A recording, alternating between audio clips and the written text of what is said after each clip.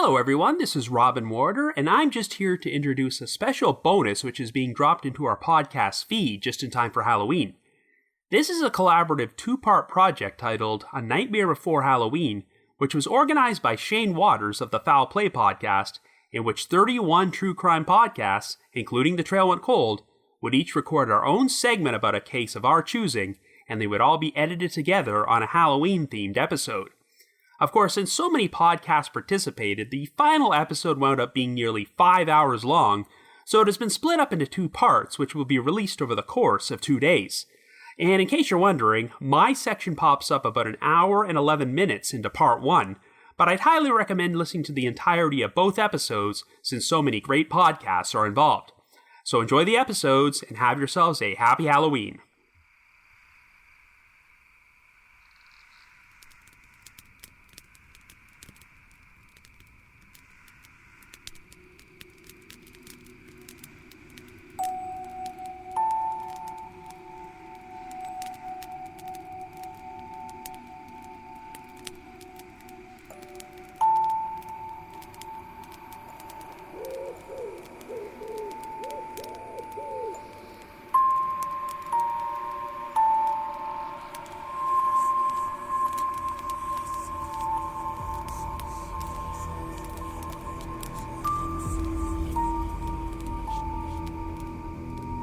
Hello, friend.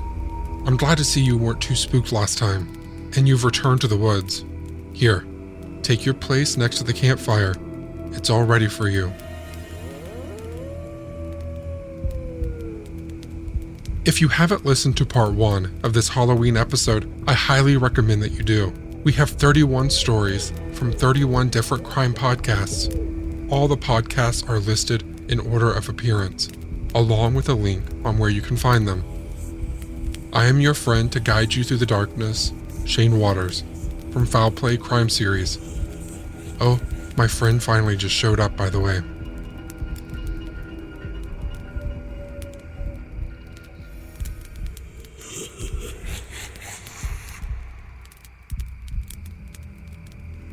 Maybe now is a good time to introduce you to my friend Cambo. His accent alone might help ease your fear. Cambo is the host of True Crime Island, and this is the tale of who killed little Nima Louise Carter. So grab a beer and pull up a deck chair. It's Halloween. And it was Halloween night in 1977, Lawton, Oklahoma. At 606 Southwest 23rd Place, George and Rose Carter have put their daughter, 19-month-old Nima Louise, to bed. George and Rose then retired to their own bedroom to sleep.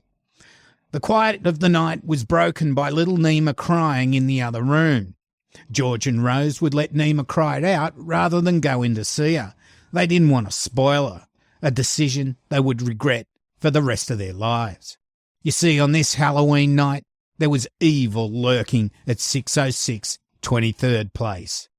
In the morning, Rose was alarmed as she went to get Nima out of her cot. Nima wasn't there, and a search of the house failed to find her. The Carters didn't lock their back door, a thing a lot of people back in the day didn't do. George and Rose called police, but a search of the area failed to find their daughter. Now, there'd been some strange goings-on before that Halloween night. The Carters' home had been broken into, and photos of Nima had been scattered behind a shed in the backyard. Now, this happened just days after their dog had been poisoned. On Wednesday, the 23rd of November, Nima's body would be found on the floor of an abandoned house at 1916 D Avenue, just minutes from the Carters' home. Although she'd been found on the floor of the kitchen, she had been in an old refrigerator, suffocated, and it looked like someone had entered their house, opened the fridge, and her body had fallen out. Now, police on the scene were shocked at the similarity of an unsolved case from the year before, where 3.5-year-old twin sisters, Tina and Mary Carpitcher, were found locked in an old fridge in an abandoned house less than a mile from where Nima was found, and it was near train tracks. Now, Mary suffocated, but Tina survived by being able to breathe some air from a worn seal on the door. Now, the twins had disappeared from their grandma's house on the 8th of April 1976 and found on the 10th. They'd both been beaten, bitten, and put in the fridge and left to die. Now, these old fridges were before they had magnetic locks, and they were able to be locked by the handle at the front, and this prevented the girls from escaping. But Tina was able to identify her abductor. It was her babysitter, 16-year-old Jacqueline Robideau. Now, this was backed up by a girl who heard her screams from the fridge that day and opened the door. It was 11-year-old Kathy Ford who asked Tina who did this to her, and Tina replies, Jackie Boo. Not only were the two cases similar in that the kids had been left in fridges to die, but Jacqueline Robideau had previously babysat for the Carters as well. But police in 1976 didn't have any real leads to follow until that Halloween murder of Nima. Now, they then interviewed the now 18-year-old Robideau, and she, of course, denied any involvement in either of the crimes, and police couldn't get a confession from her. Anyway, Jacqueline Robideau would eventually be charged in the death of Mary Carpitcher, and after a mistrial, she would eventually be convicted of murder in the first degree and sentenced to life imprisonment. Now, Tina had testified that Jackie had entered their grandma's living room at 3 Northwest 28th Street, where they were watching the telly on the afternoon of April the 8th, 1976, and told them to come with her. They walked several blocks to the house where they were told to get into the refrigerator, and their Aunt Thomasina would come get them later and take them for ice cream. Now, what's also disturbing about this case was that a Mr. and Mrs. Craig that lived nearby saw Robideau walking near the house, and she had hold of the two little girls' arms by the wrists, and they were trying to pull loose. Now, Miss Craig said that afterwards they saw Robideau walking alone. Now, they also said she didn't report this to the police at the time because, I guess like other people, I didn't want to get involved. Jeez. Jacqueline Robideau would never be brought to justice for the Halloween murder of Nima Carter. Robideau would die in prison on the 26th of August 2005, aged 46. So, to my question at the start, who killed Nima Carter? Well, I think we can safely say Jacqueline Robideau did it. And she probably broke into the house and threw Nima's photos behind the shed, and I reckon she poisoned the dog as well. Why? Well, it looks like the Carters got a new babysitter and Robideau was pissed off. Robideau had spoken to a friend at the local Quickie Mart after George Carter had told her that they had another babysitter. Now, she said, "They told me that was my job." Well, if that's the way he wants it, so be it. A jealous rage or a psycho killer. Lucky they finally locked her up so she couldn't kill again. So I've been Cambo Ford from True Crime Island. Have a happy Halloween. Don't forget to lock your doors and make sure you delete your browser history. Good night. The accent helped, right? Based on a True Story is hosted by Dan. It's the podcast that compares your favorite Hollywood movies with history. You can take it from here, Dan. One of my favorite movies to watch around Halloween is 1992's The Crucible. That movie is actually based on a play by Arthur Miller, so it's not necessarily trying to tell something directly from history, but nevertheless, it tells the story of the Salem witch trials. So let's take a few minutes to learn more about the true story as we dig into the history behind The Crucible.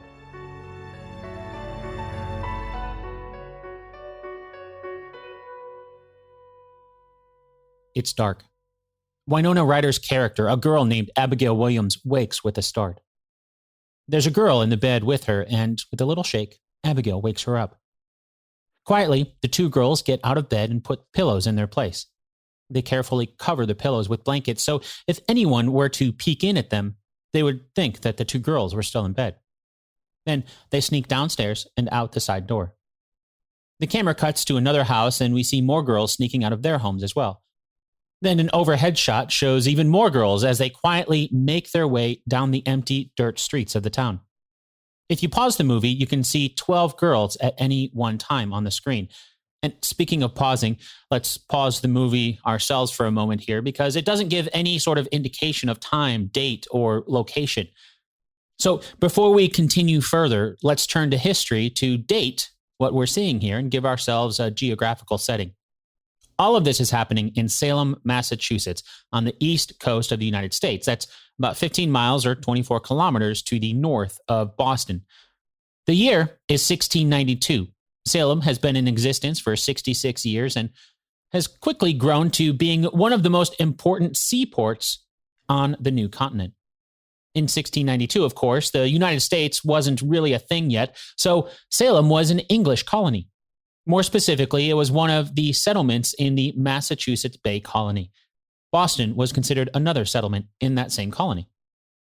If we go back to the movie, Abigail and the other girls were on their way into the forest. Once there, a slave named Tituba leads them in some sort of ritual. The girls start swaying back and forth as Tituba chants. One of the girls says, "Make a spell on Joseph Baker, Tituba. Make him love me." Another one calls out, "Make Daniel Poole my husband." This whole opening sequence of the love spell ritual in the forest outside of Salem is, well, to be honest, we don't really know if it's true or not, but it's probably not. You see, there's so much about the events surrounding the story that we just don't know. It was 1692, after all, and not everything was documented. With that said, what we do know of the events leading up to the Salem witch trials, the evidence suggests that it was not because of a love spell ritual being conducted in secret in the forest like we see in the opening scenes of the movie. One of the sources of documentation that we do know about comes from a man named Reverend John Hale.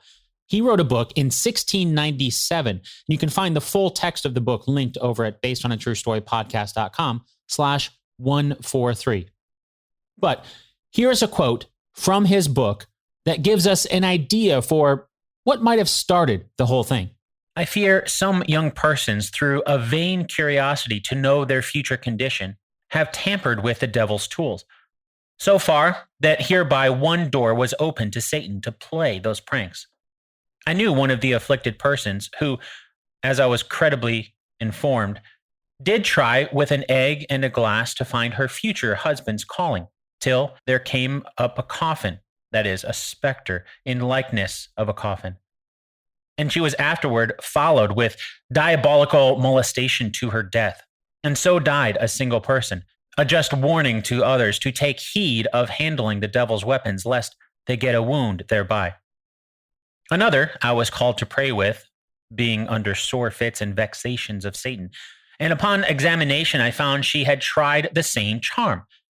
And after her confession of it and manifestation of repentance for it, and our prayers to God for her, she was speedily released from those bonds of Satan. This iniquity, though I take it not to be the capital crime condemned, Exodus 22, because such persons act ignorantly, not considering they hereby go to the devil, yet borders very much upon it, and is too like Saul's going to the witch at Endor and Ahaziah sending to the god of Ekron to inquire. What Reverend Hale is referring to is something known as umancy, or sometimes referred to as a Venus glass. It was thought to have been something like a crystal ball, something used to tell one's future.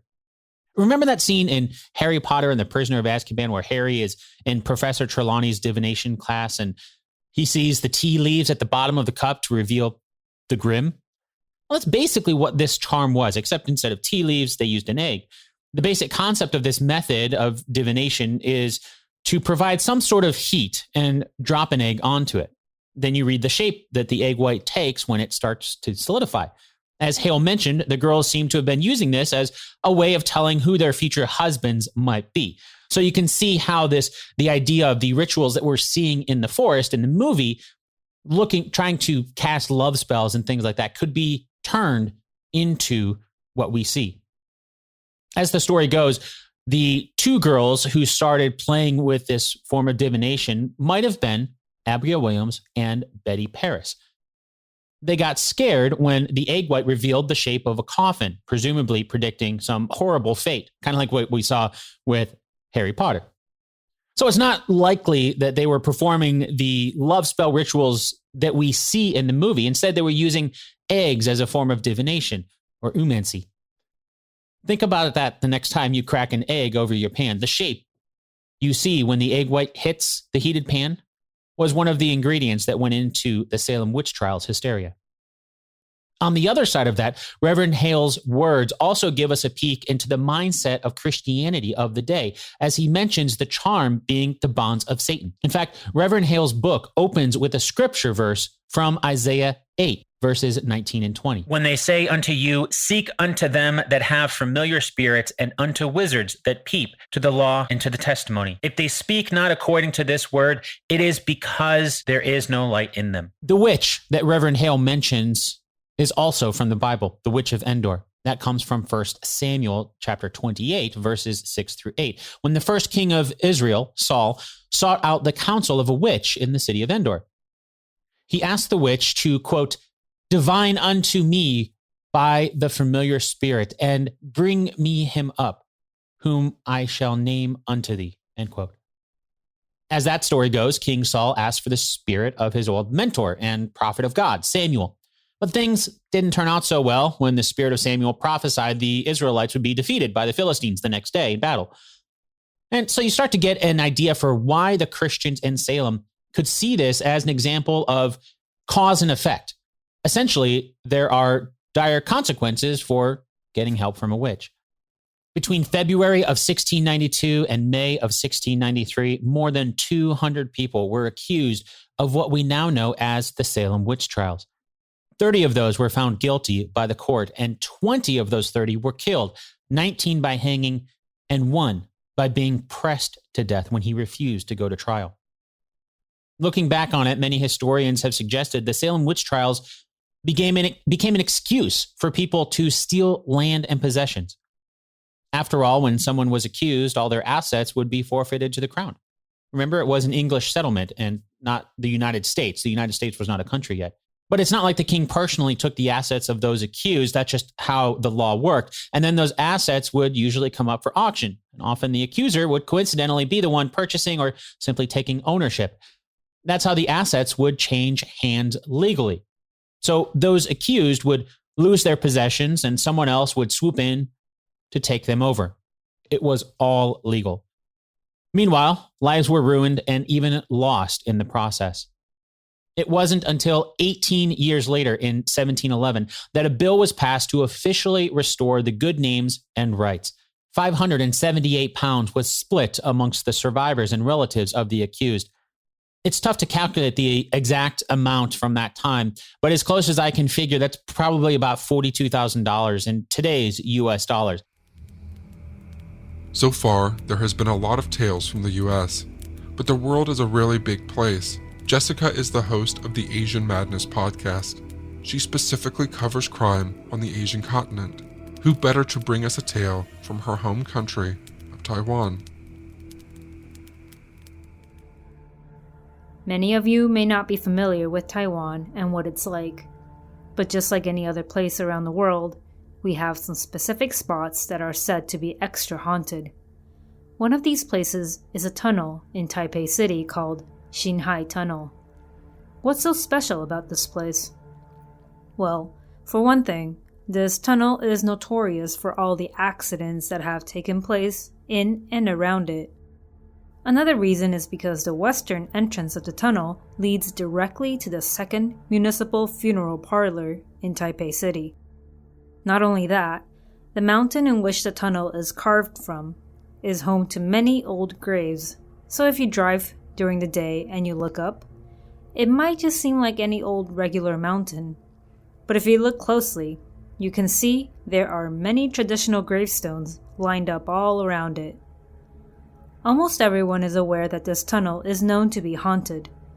Many people who drive through this tunnel are wary and extra careful. It might be a bit superstitious, but it doesn't hurt to be alert while driving through tunnels. Many people have reportedly seen a womanly figure walking in the tunnel, and some have even heard a woman's voice near them when driving. It should be impossible to hear something like that so clearly when you're driving through a tunnel. Which leads us to today's tale. A taxi driver experienced something quite extreme, and this is his story. One night, he was making his usual rounds around the city, and that's when he drove through the tunnel. At the entrance, he found an expressionless young woman waving at him, so of course, he stopped and let her get in. He didn't think much of it. The area was close to the city, so not exactly in the middle of nowhere. The woman was very pale, almost sickly. The driver didn't pry, just simply asked her for her destination. She gave him an address, and off he went. They drove around, and the driver was feeling somewhat uncomfortable, like something in the air didn't feel right, but he chalked it up to him being superstitious and tired. Eventually, the taxi driver arrived at their destination, and as the woman was about to get off, she calmly told the driver that she didn't have money on her, and asked if he would please wait outside while she went in and got her purse. Well, it's not like the driver had much of a choice, so he agreed to this. The woman got out, entered the residence, and thus began the waiting game. The driver waited and waited, and time seemed to go by even more slowly in the middle of the night. Finally, 20 minutes went by, and he was a little frustrated. He wanted to continue on his taxi route, or maybe even go home. So he got out of his taxi, went out to the residence, and pressed on the doorbell. It was late, so it took a few tries, but eventually a man answered. The taxi driver explained that he dropped off a young woman about 20 minutes ago, and she said she needed to get her purse, and that he was still waiting. The man on the other end of the call box eventually walked out, and it was an older man. He handed the money over to the taxi driver and apologized. The driver was a bit confused, but before he could ask or say anything, the older man opened his mouth once again. According to him, his daughter had passed away in a car accident a while ago in Shanghai Tunnel, where she was picked up that night. Ever since then, she would appear sporadically, hail taxis, and ask them to drop her off at her home. The driver had no words for this older man. He simply thanked him, gave him his condolences, and got back in his taxi. Understandably, he decided to call it a night and headed straight home afterwards. So that's one of the many, many tales involving this Shanghai Tunnel, probably the most haunted tunnel in Taiwan. I know that this tale is probably more on the sad and depressing end rather than the spooky side, but can you really not get spooked out as well, knowing you gave a lift to a ghost? It's perfectly normal to feel a mix of emotions, and this is one of those cases. I don't give lifts to anyone, and that was a good example as to why. May I ask, have you ever heard of summoning the Candyman? Mara and Taz from Sisters Who Kill are here to share the tale.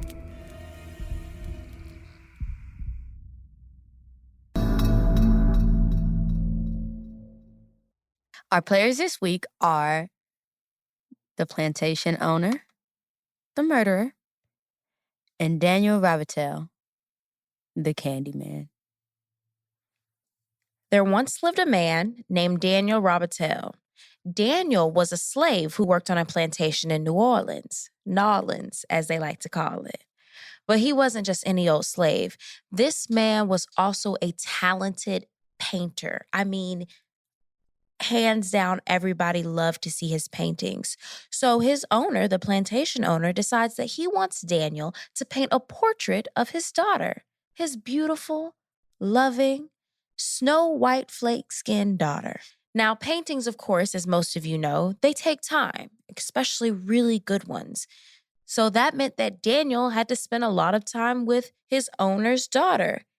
And he ended up falling in love with her, which is one big mistake. The plantation owner, of course, found out about this, and he was pissed. I mean, he was livid to the point that he grabbed a mob of people, a mob of angry white men to go get Daniel.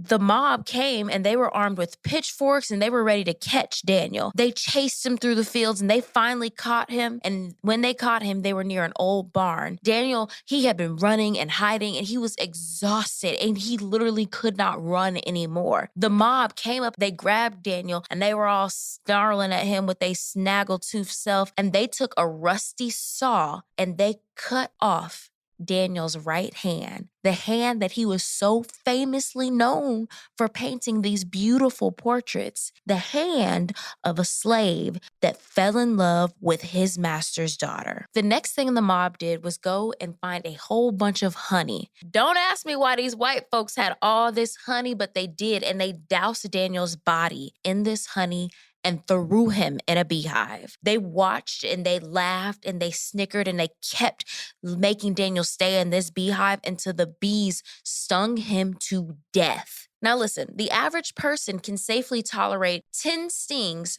per pound of your body weight. This means that although 500 stings could kill a child, the average adult can withstand over 11,000 bee stings before dying. So, needless to say, Daniel suffered a painful death. And it wasn't fast either. His arm is throbbing from his hand being cut off.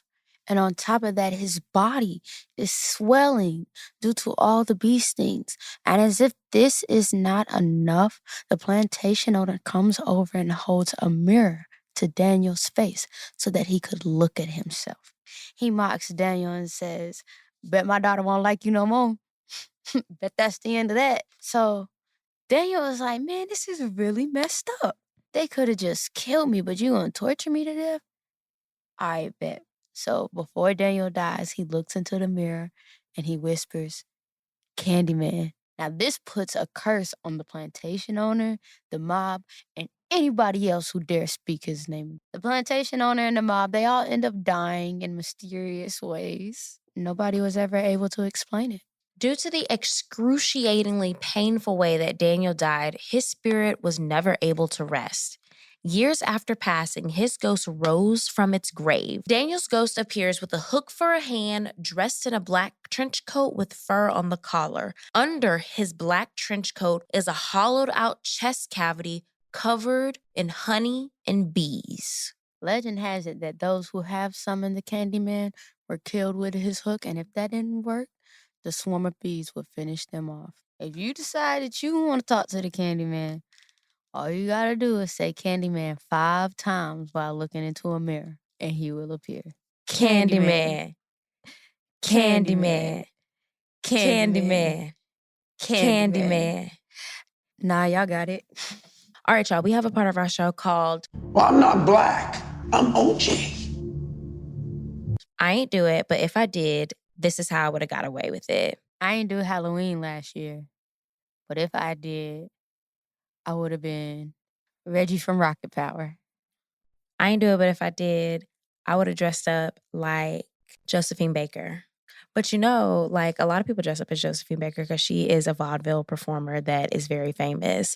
But when a lot of people do it, they ended up doing blackface. So we have a couple minutes left and we're going to tell you guys why doing blackface for Halloween is a horrible thing. Blackface is inappropriate anytime, but people like to think that they can get away with it because it's Halloween and you're supposed to dress up as something. But there's like an actual history behind blackface and why it's demeaning. It's not even just blackface, it's cultural appropriation in all types. But like blackface has been frowned on since black minstrel shows of the 18th and 19th century.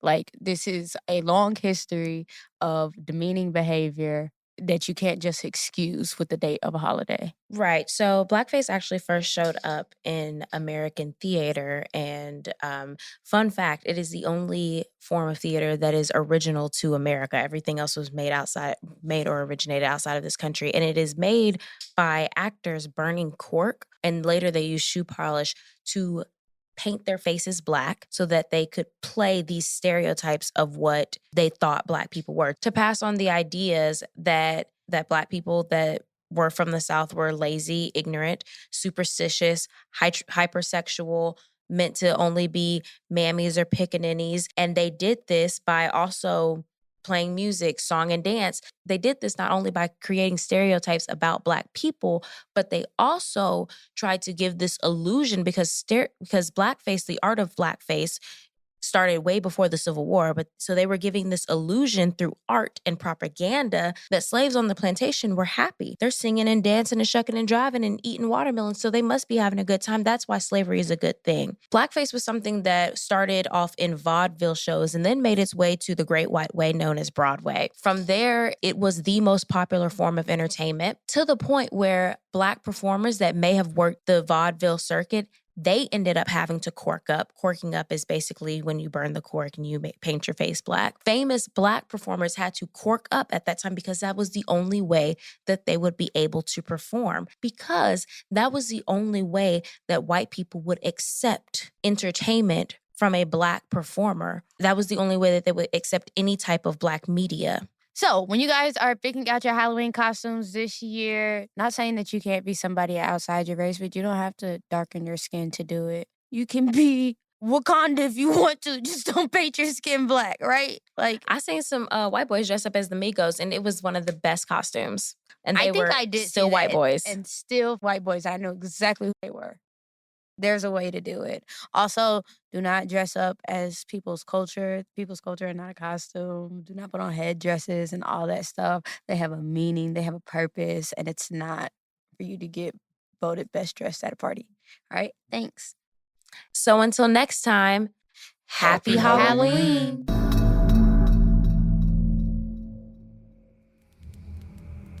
Candyman. Well, I didn't call this The Nightmare Before Halloween for nothing, I guess. Good luck to both of us. A lot of my friends here tonight have 2 podcasts, as do I. I'd like to share a little history with you from my podcast, Hometown History. Did you know there is a different Candyman too?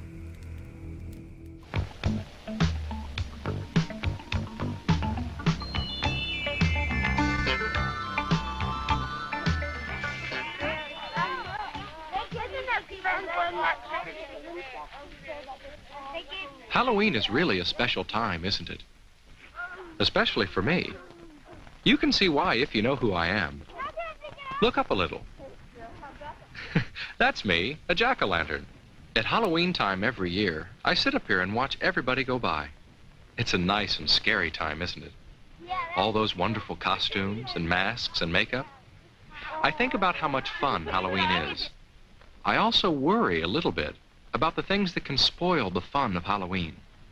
Those kinds of things scare me too. The best part of old Halloween safety PSAs, like that one, was the long list of well-intentioned but often terrible advice, like, don't wear black. What about this color? A white costume makes an unusual, different kind of witch, who's more likely to be safe on Halloween night.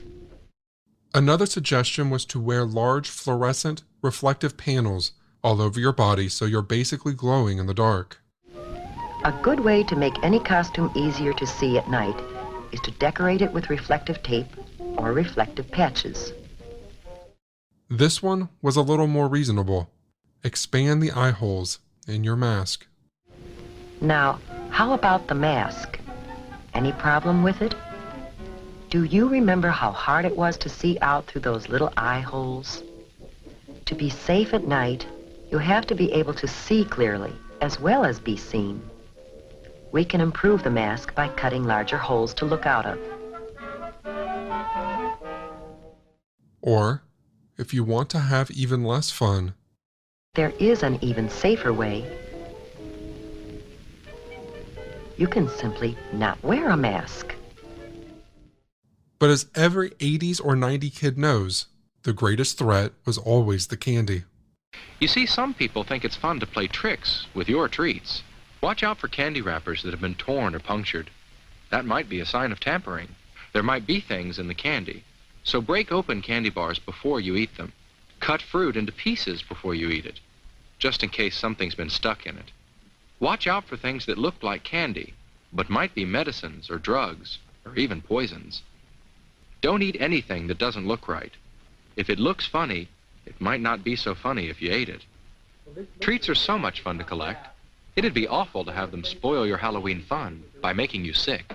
Corey's treats won't make her sick, and I hope yours won't make you sick either. This idea that strangers were trying to poison you was everywhere when we were kids. Every kid in America heard this warning every single Halloween. And if people gave you fruit or cookies or unwrapped candy, your parents probably made you throw it away. The irony of all this hysteria and fear was that it came back to one case in Texas where a man named Ronald Clark O'Brien used a giant pixie stick to poison his own son. O'Brien laced 5 of these pixie sticks with potassium cyanide and handed them out on Halloween night. He gave 2 of them to his children, Timothy and Elizabeth, on whom he had recently taken out life insurance policies. In order to disguise the source of the poisoned candy, O'Brien gave 2 more pixie sticks to his neighbor's kids. He gave the 5th to a 10-year-old from his church. Fortunately, 4 of the children were not in the mood for pixie sticks. Unfortunately, Timothy O'Brien's 8-year-old son did eat his and died on the way to the hospital later that night. This next clip is from live coverage from the courthouse during O'Brien's murder trial in 1975. Most of today's testimony came from Jimmy Bates, a close friend of the O'Brien family. Bates said that before Halloween, O'Brien asked if he could bring his children over to trick-or-treat with the Bates children on Halloween night. Both families ate dinner together, and then the fathers took the children trick-or-treating. Bates said O'Brien went to one house where no one appeared to be home, and after the children had scampered ahead to the next house, O'Brien came off the front porch carrying the pixie sticks. He gave the pixie sticks to the children and then later took them back and said he wanted to stop at his car for a moment. Bates said when O'Brien came back into the Bates house, he returned the pixie sticks to the children. Later that night, Timothy O'Brien died from eating a poisoned pixie stick.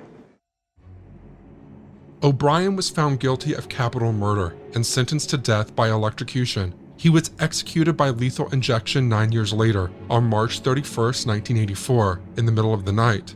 In the words of the prison chaplain, the most despised person ever escorted into the death house was Ronald Clark O'Brien, a short, puffy man who had been absolutely friendless during the 8.5 years he'd been in prison. In the week before he was scheduled to be executed, in fact, inmates at the walls had even petitioned to be allowed some manner of organized demonstrations to show their disdain for the former optician who had been convicted of murdering his 8-year-old son. Even if you've never heard this story before, you probably know O'Brien's nickname. They called him the Candy Man. Obviously, this is an extreme story involving a heinous crime, but there's a lesson in it, even for those of us who are not planning to poison a family member this Halloween. Personal relationships matter. If the people closest to you are not trying to kill you, it is likely no one will. We often have this idea in life that we have to make everyone happy. We have to make everyone like us. In reality, we just have to be kind and faithful to the people in our inner circles and in our neighborhoods.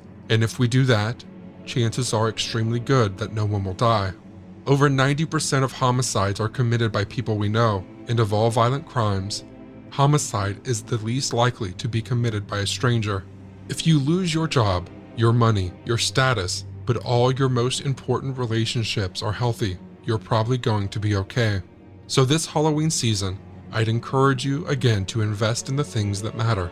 I'd also like to encourage you to wear black and a mask if you'd like, and to not ruin your costume with reflective panels or cut your candy bars into little pieces before you eat them. If you can do all that, then you won't have to worry about scary, real things happening on Halloween, right? Right.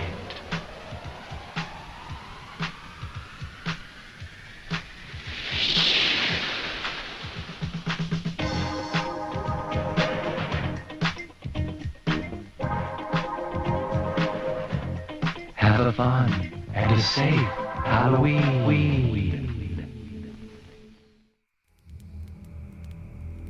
History can be spooky sometimes too, right? Do you enjoy coffee? How about true crime? Well, Maggie and Allison cover lesser-known cases, and they like their coffee hot and cases cold on the Coffee and Cases podcast.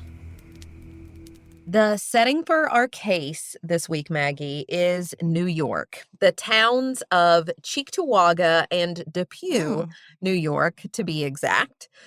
On the evening of Saturday, October 30th, 1982. 18-year-old James Adamski had on his costume. He was going for what he called the American Gigolo look. The Richard Gere film had just come out 2 years earlier, and I'm sure James, this 18-year-old, was loving the idea of going as a young man looking for a sugar mama. Oh, I'm sure. I'm positive. Now, Maggie, this was a different time since it wasn't until 1988 that all states in the U.S. had raised their drinking age to 21.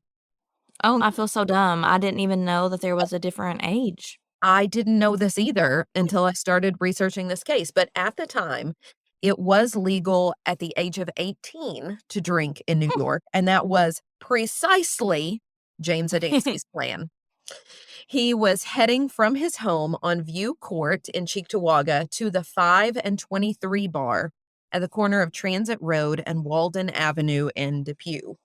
They were having a Halloween Eve celebration, and it was one of those pay a cover charge and drink all night deals. Okay, so I feel like very typical experience for a lot of 18-year-olds. Yes. And I'm thinking it happened on Halloween Eve because Halloween Eve was a Saturday. Oh, yeah. And Halloween was on a Sunday. Before making the 2-mile walk from his home to the bar, he let his parents know he'd be home later. And then, when passing by his 8-year-old younger brother, Andy, already in his costume and ready to go get as much candy as humanly possible, James kissed his little brother on the forehead and said, "Have a good time trick-or-treating, kid," as he strode out the door. Aww. I know. I can imagine like a little ruffling of the hair. Yeah, me too. Happening. At the bar that night, like most 18-year-olds I'm sure would, James made the most of the all-you-can-drink, and by most accounts was quite inebriated by the end of the night. Yeah, again, as most 18-year-old people would be. Yes. While James was a happy-go-lucky, thoughtful guy, he did get into an argument that evening with some other patrons at the bar, but it luckily quickly de-escalated before anything got out of hand or got physical or anything like that. James left 5 and 23 in the wee hours of the following morning, October 31st. And 5 and 23 is the name of the bar? Correct. Okay. He left the bar walking south in the company of a young woman and walked along Transit Road near Broadway with her for part of his journey back home before parting ways around 3:30 a.m. So I'm assuming because you say a young woman, we don't know this lady's name? I have not seen her name printed anywhere, no. But James Adamski never made it home. His brother Andy recalled to journalists Dan Herbeck and Karen Robinson of the Buffalo News, quote, "When he didn't come home the next morning, my mother knew something was wrong.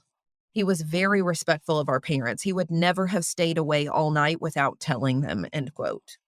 You know what this reminds me of? It reminds me of the episode we did, episode 150 on Kurt Sova. Like he tells his parents he's going to be out and they just kind of trust him and they go to bed. But then when they wake up, he isn't there.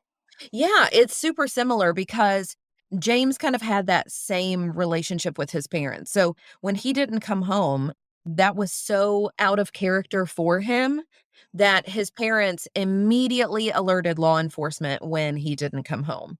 However, even with launching a large-scale search, officers found no sign of James. Nearly 2 months after his disappearance, though, on December 26th, the day after Christmas, 2 rabbit hunters were out in a rural wooded area right by some railroad tracks near Ransom Road in Lancaster, New York, when they approached what looked like a thicket. Upon moving some leaves and twigs out of the way, thinking that they would scare rabbits out into the open, they instead discovered a body buried in a shallow grave and covered with those twigs that I mentioned. Mm-hmm. The very next day, police had identified the body as that of James Adamski. He was still dressed in his costume from the night he went missing, Oh.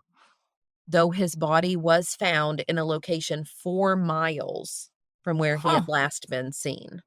The cause of death was blunt force trauma to the head, from what law enforcement speculated was an instrument like a baseball bat, a 2x4, or a tire iron. Oh, my goodness. That is such a wide range Yeah. of 'Cause potential weapons. Are tire irons the things that you use when you're changing a flat tire, those skinny things? He had been dealt numerous blows to the head, making it clear that this was a homicide and not an accident. But finding the perpetrator would prove harder than they thought, because James was a young man whom everybody seemed to adore and who had no known enemies. Who would want to harm someone like that? And while there was the argument at the bar, those individuals were questioned by and cleared by law enforcement. Yeah, and you said it de-escalated quickly, so Right. that makes me think they kind of resolved it on their own. And the girl he walked partially with, the last other than the perpetrator to see him alive, was also questioned and cleared as well. Police did collect some of the twigs that had been covering James's body, because those twigs were of a similar length and had clearly been broken off of nearby trees, which told law enforcement that the perpetrator had touched them while attempting to conceal James's body. So it wasn't as though his body were there 2 months and so, random branches had fallen. Yeah, it was just natural. Exactly. This is purposeful concealment. Those twigs were sent to a laboratory to test for fingerprints, but they were unable to find any. But what about his clothes? There should be something on those. Yes, and you're right, because while an attempt at obtaining DNA evidence was unsuccessful with the twigs, law enforcement do still have his Halloween costume, and they do hope that one day DNA testing will advance enough that the clothes will point them directly to James's killer. And it advances, I feel like every day we're learning about new advancements, so I'm sure that's possible. Exactly. In the meantime, what police need most is for anyone with information about that night to come forward to detail everything that they remember. The smallest and seemingly insignificant memory of that night could be all they need to solve this case. And they do believe, Maggie, because of the body's location so far away, that someone had picked James up in a car. I wonder if it was someone he knew. Well, they speculate on that. We don't know. It was either someone he knew, and so he willingly accepted a ride from them, and then something went awry along the way, or he was forced into a car by someone with an intent to cause harm. But despite many uncertainties, one detail actually stands out to me, and that is that his body was found in a rural area that was not easily accessible. So they needed to be familiar with the area. That's what it seems to say to me. While James's father passed away in 2000 and his mother in 2005 without any closure, his brother Andy and James's other siblings still live with hope of answers. Andy recalled the devastating aftermath of his brother's murder in the Buffalo News article, Cold Case Files, 34 years later, Halloween Murder Haunts Family, and how his mother became so overprotective of the rest of her children, always worried that they too would be killed. Of his older brother James, who he looked up to so much, Andy said, quote, "My brother was such a good person. He was the type of person who would give you the shirt off his back just so you'd have a shirt. If they ever do catch the person and the whole story comes out, I know it will be hard for me, but it's even harder not knowing." End quote. To close, here are a few words from a detective of the Lancaster Police Department. My name's Robert Cornell. I'm a detective with the Town of Lancaster Police Department in New York. My department is still actively investigating the homicide of James Adamski. If anyone has any information on this case, anything would be helpful to our investigation. If you could please call our police department. There's an $11,000 reward for information that leads to an arrest and indictment in this case. Anyone with information is asked to contact the Lancaster Police Department at 716-683-2800. You could buy a lot of candy for $11,000. Mama Margot is the host of Military Murder, which focuses on crimes committed by military members, veterans, and sometimes their spouses. Don't worry, you don't have to have knowledge about the military to listen. Now, let's jump into this true spooky tale. In 1993, an Army sergeant named Stephen was notified that his wife was in the hospital. At the hospital, his wife confessed that she was pregnant. Stephen was like, wait, I had a vasectomy, how can that be? The wifey eventually confessed that she had an affair. Stephen pressed his wife to learn who she had an affair with. The wife wouldn't give him much information, except to say the person's rank, which was specialist. And once she told her husband that the guy she was cheating on him with was a specialist, he didn't even bother waiting around for the name because Stephen knew exactly who it was. It was his best friend. So Stephen then marched his pissed off self off to the military base, and there he began to hunt for his wife's lover. Mind you, the wife had asked Stephen for a divorce, and even though he was hesitant at first, he had finally said yes before this incident. Fast forward to the military installation, which happens to be in Germany, and Stephen is looking for his ex-best friend. He finds the specialist. The specialist's name is Greg, and Greg is in a phone booth. The phone booth is in front of the dining facility during dinner time, so there are plenty of people around. Greg doesn't see Steve coming, and in fact, he's on the phone with Stephen's wife. Eventually, he sees Stephen and he tells the woman, "Your husband is here," and then the call goes dead. At the phone booth, Stephen and Greg are fighting to the death. Then, all of a sudden, Greg collapses. A circle of onlookers gather around. It looks like Stephen is whooping on Greg because Greg is just laying there while Stephen keeps punching him. But Steve isn't punching him. He's actually stabbing him. Greg is laying there motionless, and people are watching. And then Steve starts to make some sort of chopping motions with what eventually turns out to be a knife. He gets up and starts kicking Greg repeatedly on the head until the head physically detaches from the body.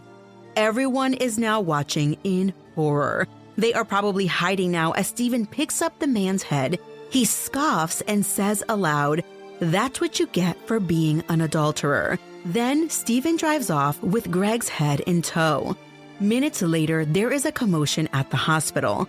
A blood-soaked Stephen walks into his wife's hospital room and grabs something from his bag.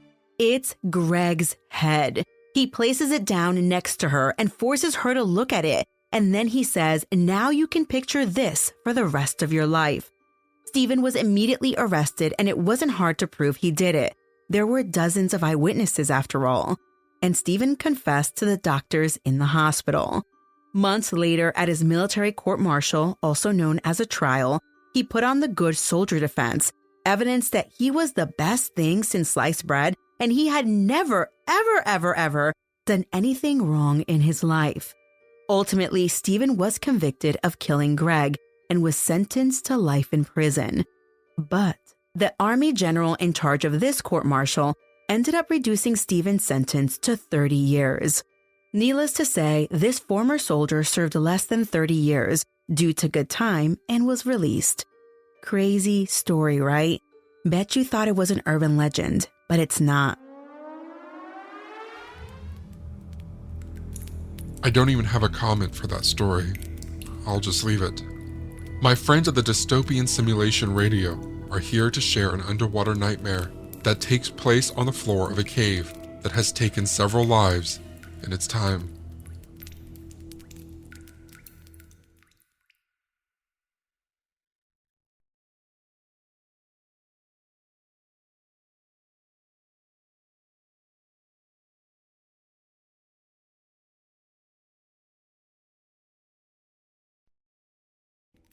In 1996, expert cave diver Nuno Gomes of New York City was awarded a Guinness World Record for the deepest dive in Bushman's Hole, a cave in South Africa. Gomes descended over 270 meters down to the depths of the cave, where it took only 14 minutes to plunge into the darkest depths of what the locals call Bushman's Hut, where he spent just 4 minutes at the bottom in an expedition that took a total of 12 plus hours to complete. The lengthy stint factored in a decompression schedule to stave off the bends, a painful decompression sickness that can cause pain, paralysis, and death if a diver ascends too quickly. Nuno Gomes made it out from the deepest depths of the Bushman's cave with his life intact. But the same could not be said to those before and after him. Bozeman Ghat claimed the life of Eben Linden in 1993 after Leyden passed out descending 60 meters. The cave also took the life of DeAndrea, who was only 20 years old when he blacked out in the Bushman's cave while doing an air dive. He died at around 70 meters, his body sinking 270 meters to the bottom, where it would remain for a decade. David Shaw was a technical diver, pilot, father and husband, and lover of all things extreme. His wife, Anne, knew that there was always a risk that Dave may not return from his adventures, but knew how passionate he was about his endeavours, and had never dreamed of denying him of them. David had some close calls in the past, but he always believed that God was watching over him. He was constantly testing his limits and pushing the boundaries to see how far he could go. David began scuba diving in his early 40s. He enjoyed it right away, but it wasn't challenging enough, and soon he began pursuing more technical dives. This is where Dave became interested in cave diving. In order to dive deeper for longer, divers use rebreathers, a specialist diving apparatus that recycles the air. David Shaw purchased his own rebreather, but felt limited by what the equipment had to offer, so he made some edits of his own that would allow him to descend even deeper. Dave had always been interested in exploring untouched pockets of the earth, of which few remain, and he believed cave diving offered unexplored territory that he could be the first to see. Bushman's Hole, a submerged freshwater cave in Northern Cape, South Africa, west of Johannesburg, called Dave's name. And on October 28, 2004, he completed a record-breaking dive of 270 meters. To enter the cave, a diver must first climb down rocks before connecting with the water below, and descend into a narrow tube that widens as it goes deeper. The main part of the cave is around 60 meters down, and a rope attached to the ceiling of the main cave guides the diver through the cavernous black abyss. Without the rope, a diver would find themselves disorientated, with nothing but darkness in every direction. Divers carry powerful lights for this reason, strong white beams cutting through the void, alerting other divers on the mission of their presence. When David resurfaced, he said he had spotted the body of DeAndrea, whose body had been suspended 270 meters down in the cave for an entire decade. David described turning his head to the left while on the cave floor, where he found himself face to face with DeAndrea, his face still covered with a mask. Dave added that at that depth he struggled to breathe and knew he had to resurface. David Shaw felt compelled to retrieve DeAndrea's body. Not only had he seen it during his dive, the image of which had played on his mind since resurfacing, but he had even experienced a premonition of finding Dion's body in a dream he had just a couple of days before the dive. David, a father himself, went to DeAndrea's parents and told them of his plans to retrieve their son's body. They were ecstatic at the news and had always wanted their son's remains back on dry land so they could honor his memory and lay him to rest. Dion's body had been in the cave for so long that it was assumed that his remains would be skeletal. To prevent the bones from slipping out of his diving suit and dispersing in all directions, it was agreed David would carefully put the remains into a customized body bag that he would take down with him. At that depth, David Shaw would have a maximum of 5 minutes to load Dion's skeletal remains into the bag. This included cutting the dive suit off Dion's body. Always pushing the limits, David decided that he wanted to salvage Dion's equipment, which was lodged on the cave floor. He planned to tie a separate rope to the equipment with the hope of excavating it and dragging it to the surface. Within 2 months, David Shaw returned to South Africa, prepared to retrieve Dion's body. On January 8, 2005, with a camera mounted to his helmet, David descended into Bushman's Cave for what would tragically be his final dive. With a camera mounted to his helmet to film the dive, and DeAndrea's family waiting patiently at the surface of the cave to receive his remains, David plunged into the water. Factoring in the lengthy ascent for adequate decompression to avoid the bends, David would be in the water for approximately 12 hours, with 12 minutes to dive to the bottom and a mere 5 minutes spent preparing Dion's remains for excavation.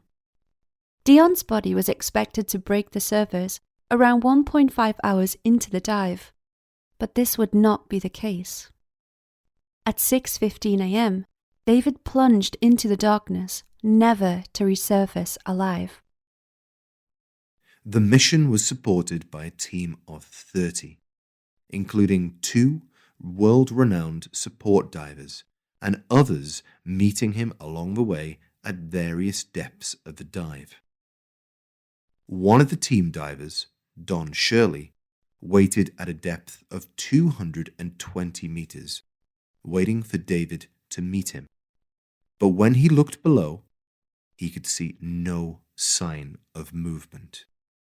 Just a still spotlight, static on the cave floor, unmoving. The diver descended to assist David, but the handset on his wrist cracked under the pressure before surpassing 240 meters, and he made the decision to return to the surface. David Shaw died attempting to retrieve DeAndrea's body.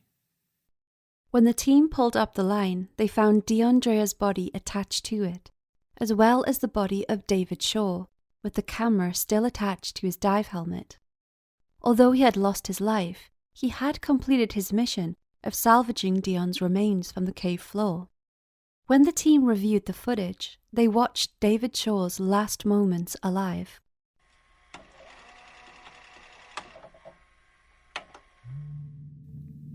The video showed David Shaw on the cave floor, his hands pale white in front of him, pulling out the body bag. Although it was assumed that after 10 years Dion's body would have been skeletal, the body instead seemed to be in a more preserved state, almost a state of mummification with buoyancy. Dion's body unexpectedly floated up before David, making the task of getting it into the body bag more difficult. In the footage, David becomes tangled in the line, the rope wrapping around his torch and arms, making the job almost impossible. David attempts to cut himself free from the tangle with his scissors, but misses the rope multiple times, struggling and slipping backwards on the sloped cave floor. His breathing becomes laborious and his hands start shaking. When it was time to leave, David knew this and attempted to swim up, but he was tangled in the ropes, unable to free himself.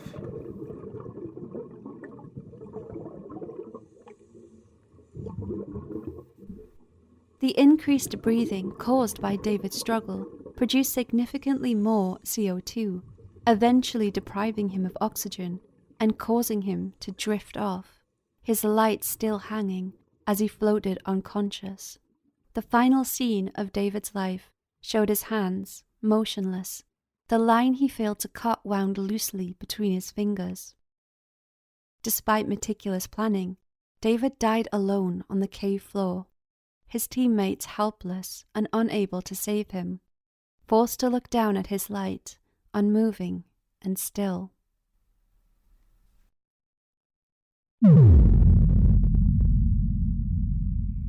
Maybe our Christmas special can take place at that cave. Whitney and Melissa are the hosts of Cold Crimes in Cabernet. 4 times a year they travel to locations to help the family members of the murdered and missing. I'll let them take it over from here. Mount Pleasant, Michigan is a city located in the heart of the state. If you need a visual and are aware of how Michigan looks like a mitten, Mount Pleasant is right smack dab in the center of the palm. It has a population of just under 22,000. The main campus of Central Michigan University calls Mount Pleasant home. It is truly a college town, as when school is in session, the population almost doubles in size. Mount Pleasant is also home to the Christ Community Fellowship. This is a very small church, so small that the congregation was of about 14 people at its height. It was led by Pastor John D. White, who came with a past. White was a veteran of the Navy and also had worked as a long-haul truck driver in his early years.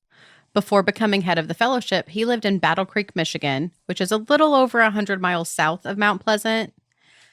In 1980 is where our first report of violent behavior really begins.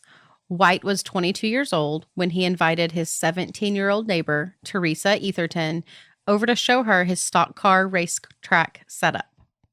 Teresa walked down into the basement where White attacked her and stabbed her 15 times before choking her. Teresa remembers White's hands around her neck and saying, quote, "You're going to go now. I'm really sorry you had to go like this, but what the you're just a woman." Teresa is obviously a badass and survived the attack, and White was arrested after Teresa reported him to police. He pled no contest, and in 1981, he was sent to prison for 10 years. After being incarcerated for 2 years, he appealed and was released. Teresa did not hear of his release until one day, while standing in line at a store, she heard his chilling voice and turned around to see White smiling at her. This was the first time the justice system failed a victim of John White's, while leaving him free to hurt more people. There is a gap in White's criminal history after he was released in the mid-'80s. He wasn't connected with any crimes until July of 1994. White had gotten married, had 1 kid with 1 on the way, and they were living near Kalamazoo, Michigan at the time. White was working maintenance at a textile facility where he met a 26-year-old woman named Vicky Sue Wall. The two struck up an affair, and the evening of July 11th, 1994, surveillance footage confirmed that the two met in the Meijer grocery store on Gull Road. Vicky got into the black pickup truck with John at around 3 a.m., and the two left the lot, and Vicky was not seen again. She was reported missing, and police would call White in for questioning. He told the police that the two were having an affair, that they did meet at the Meijer's parking lot, and that he returned her to her home later. There was no evidence to hold him on any charges, so he was free to go after questioning. White checked himself into the Kalamazoo Regional Psychiatric Hospital not long after Vicky went missing. 6 weeks after Vicky was last seen alive, her body was found just 2 miles away from that Meijer's grocery store. This was in a rural area.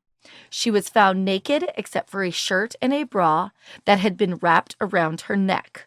Her body was very decomposed. The medical examiner could not determine the cause of death, and very little evidence was found. White refused to speak with police again and would not take a lie detector test.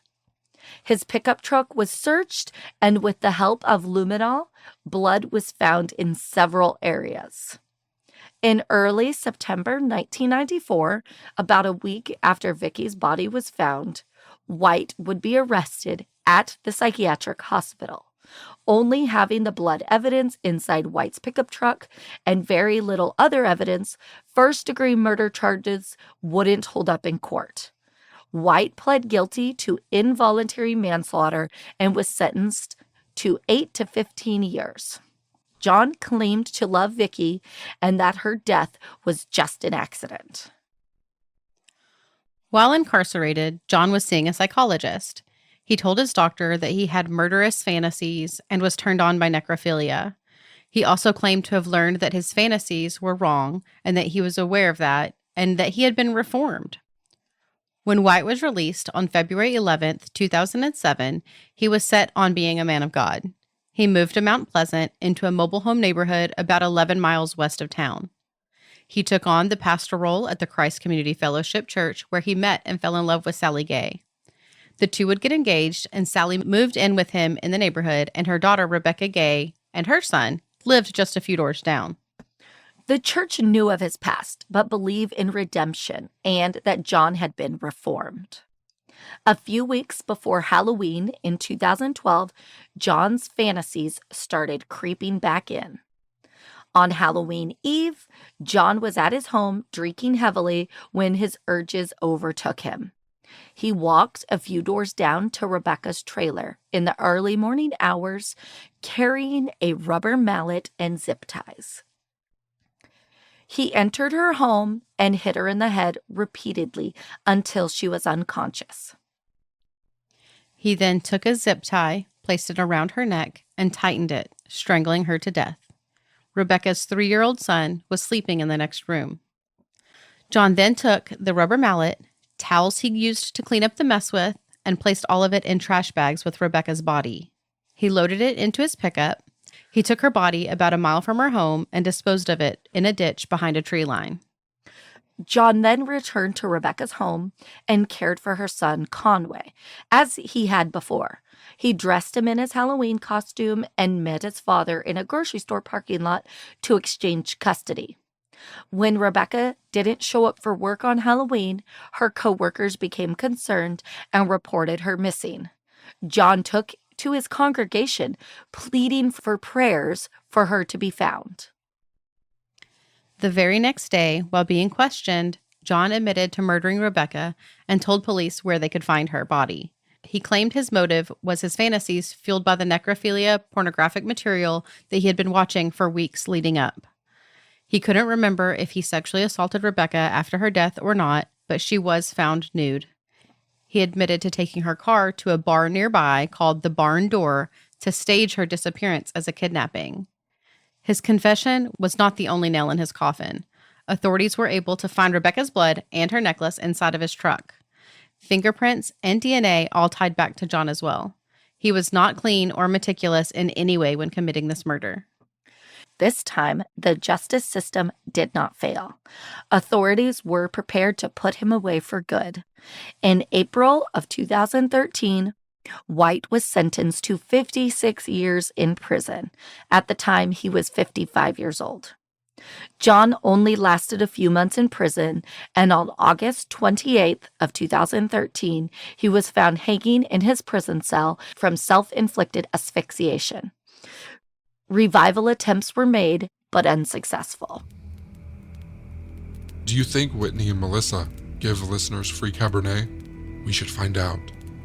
My friend Emily is coming to the campfire next.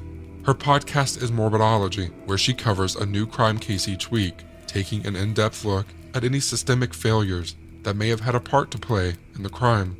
Now let's travel back in time to August of 1992 to Baton Rouge, Louisiana, where our crime takes place.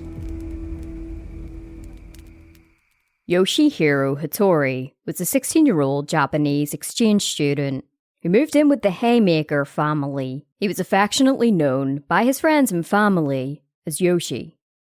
Yoshi was the third exchange student that the Haymakers had hosted, and the second from Japan.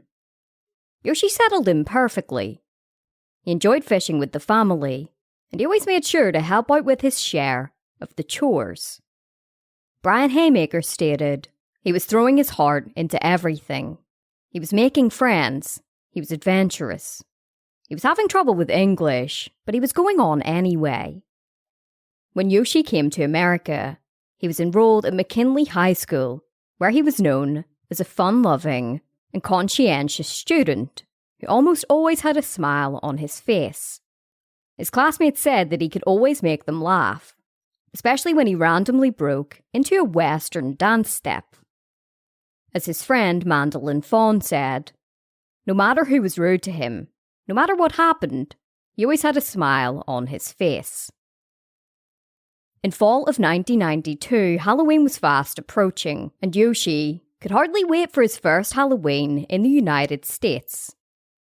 He and Webb, who was the teenage son of the Haymakers, had been invited to a Halloween party, which was being held on the 17th of October. Yoshi had already picked out the perfect costume for somebody who was known for their impromptu dances. He was dressing up as John Travolta in Saturday Night Fever, donning a tuxedo and white jacket, and topped off with some jewellery around his neck. Webb wasn't as excited as Yoshi, and he opted out of wearing a costume that night.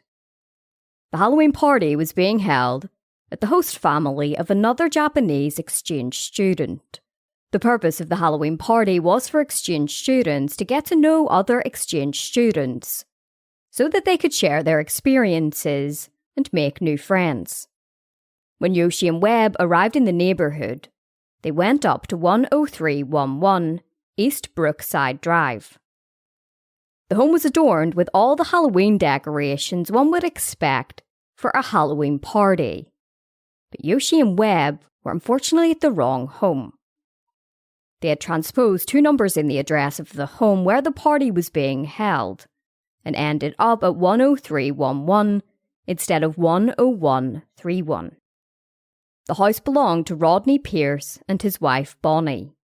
Yoshi and Webb approached the front doorstep and knocked on the door. Bonnie opened it up, screamed, and then slammed it closed. She hollered to Rodney to go and get his gun. When Yoshi and Webb realised that they must have been at the wrong home, they turned around to walk back towards their car in pursuit of the correct home. As they were standing on the footpath outside the home, trying to figure out their next move, Rodney appeared at the door beside the carport. He was armed with a .44 Magnum revolver. He shouted at the teenagers to freeze, but Yoshi, who was just learning English, didn't understand what this command meant. Yoshi shouted out, "We're here for the party," as he proceeded to walk towards Rodney. While it isn't known for sure, there's every chance that Yoshi thought that the gun was a prop, part of the Halloween party. When Yoshi didn't freeze, Rodney fired his gun point blank at him before running back inside. Yoshi crumbled to the ground as Webb ran to the home next door, screaming for help. The neighbour, Stanley Lucky, immediately called an ambulance and then bolted outside to try and assist Yoshi, who lay critically injured outside Rodney's home. Neither Rodney nor his wife offered any assistance. They stood inside their home, peering out the window, even shouting at Stanley to go away when he came to help Yoshi. Webb and Stanley attempted to comfort Yoshi, who was bleeding heavily. They held his hand as he sobbed. Both Rodney and Bonnie stayed inside their home until police descended on the scene. Yoshi was bundled into an ambulance, but tragically, he died en route to hospital. He had been shot once in the chest. The bullet had perforated his left lung and then exited out his back. As news of the senseless shooting swept across the city like wildfire, Many people were left wondering how something so tragic could have transpired. Holly Haymaker, whose family was hosting Yoshi, said that if Rodney had in fact shouted "freeze" at Yoshi, he wouldn't have understood what it meant. As Holly said, Yoshi struggled with English. Rodney was taken into custody, but he wasn't arrested. Bud Connor of the East Baton Rouge Parish Sheriff's Department said that there was no criminal intent on Rodney's part, and stated that he was well within his rights to shoot Yoshi. The case was then turned over to the district attorney's office for a decision to be made on whether any action would be taken. It would be determined that Rodney would be facing a grand jury investigation. Just the day after the shooting, all of Japan's national television networks offered a lesson in English, as the anchors explained how the word "freeze" could be used to mean "don't move or I'll shoot you." The shooting broke headlines in Japan, where the shooting of anybody, in particular teenagers, were extremely rare. In fact, officials of both the government and the student sponsoring programs said that they never even thought that it would be necessary to teach high school students how to deal with possible gun attacks. At the time, tensions between America and Japan were high, and the shooting only amplified the tension, with a lot of people saying that the shooting had reflected a decline in American society. As one TV reporter said, "America, what a country! You can't even walk around outside and be safe. Many people live in fear all the time over there." On the 20th of October, a memorial service was held at the Unitarian Church of Baton Rouge, where around 300 mourners packed in. During the emotional service, Yoshi's mother, Miko Hattori, said that she and her husband felt sympathy for Rodney. Turning to the crowd, she said, "We are sorry in our awareness of Mr. Pierce's suffering from this most unfortunate event." She went on to say that she was perplexed by how easily accessible guns are in America, before stating, without them, Mr. Pierce wouldn't have been put in the position he's in right now. Her words prompted a standing ovation from the mourners, as it highlighted her true compassion even in the face of adversity. Holly Haymaker also spoke. During the service, she recollected how on the first day that Yoshi entered her home, he put his arms around her and called her mum. She described how he slotted right in with the family and became an integral part almost immediately. She told the mourners how Yoshi liked to keep his room tidy and he loved dancing in the kitchen. Towards the end of the service, Yoshi's father, Masashi Hattori, thanked the crowd for coming to bid farewell to his son, who had left the world with much undone. He said that despite their heartache, his family were dedicated to the mission Yoshi had undertaken to make friends in America and strengthen the ties between Japan and the United States. In a news conference the following day, Rodney's lawyer, Louis Unglesby, said that Rodney felt great regret over what he had done. He said that his client was not a criminal, but a person who was afraid of becoming the victim of a crime. He said that it was a dark night, and Rodney hadn't realised that Yoshi was dressed up for a Halloween party. In early November, it was announced that a grand jury had rejected a second-degree murder charge, and instead returned a manslaughter indictment against Rodney for shooting Yoshi. Following the decision, Rodney surrendered, and his lawyer announced that he was expecting his client to post bond. Just the following day, Rodney posted a $100,000 property bond and was released from custody while awaiting trial. He pleaded not guilty to the charge. Within a month of the shooting, Japan collected over 800,000 signatures on a petition urging the United States to adopt stricter gun control. They presented US Ambassador Michael Armacost with the petition, who said that the petition would make a positive contribution to the debate on gun control in America.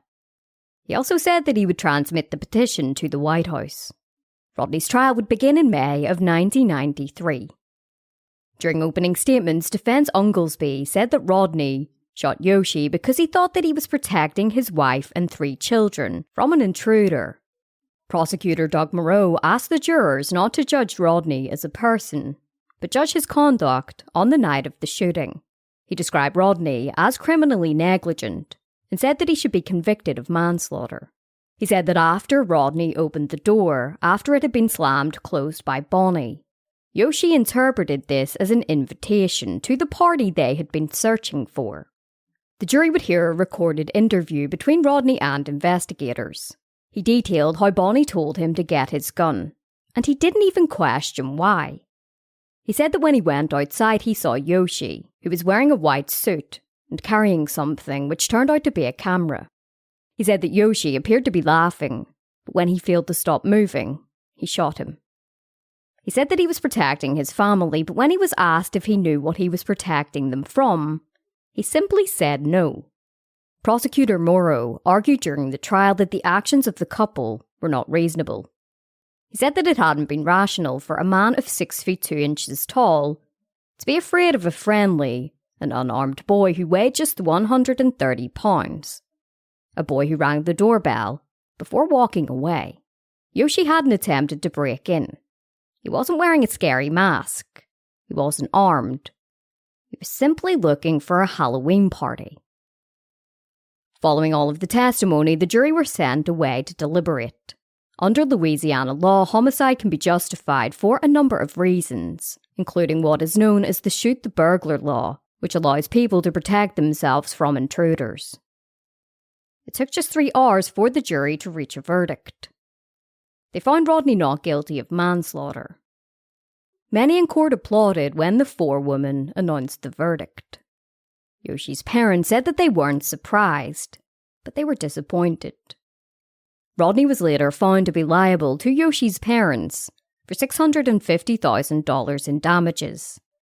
With this money, Yoshi's parents founded 2 charities in their son's name. One was to fund US students wanting to visit Japan, while the other was for gun control. His parents later presented President Bill Clinton with a petition signed by 1.7 million Japanese citizens calling for stricter gun laws. They became big supporters of the Brady Bill, which mandated background checks and a 5-day waiting period for the purchase of guns in the United States.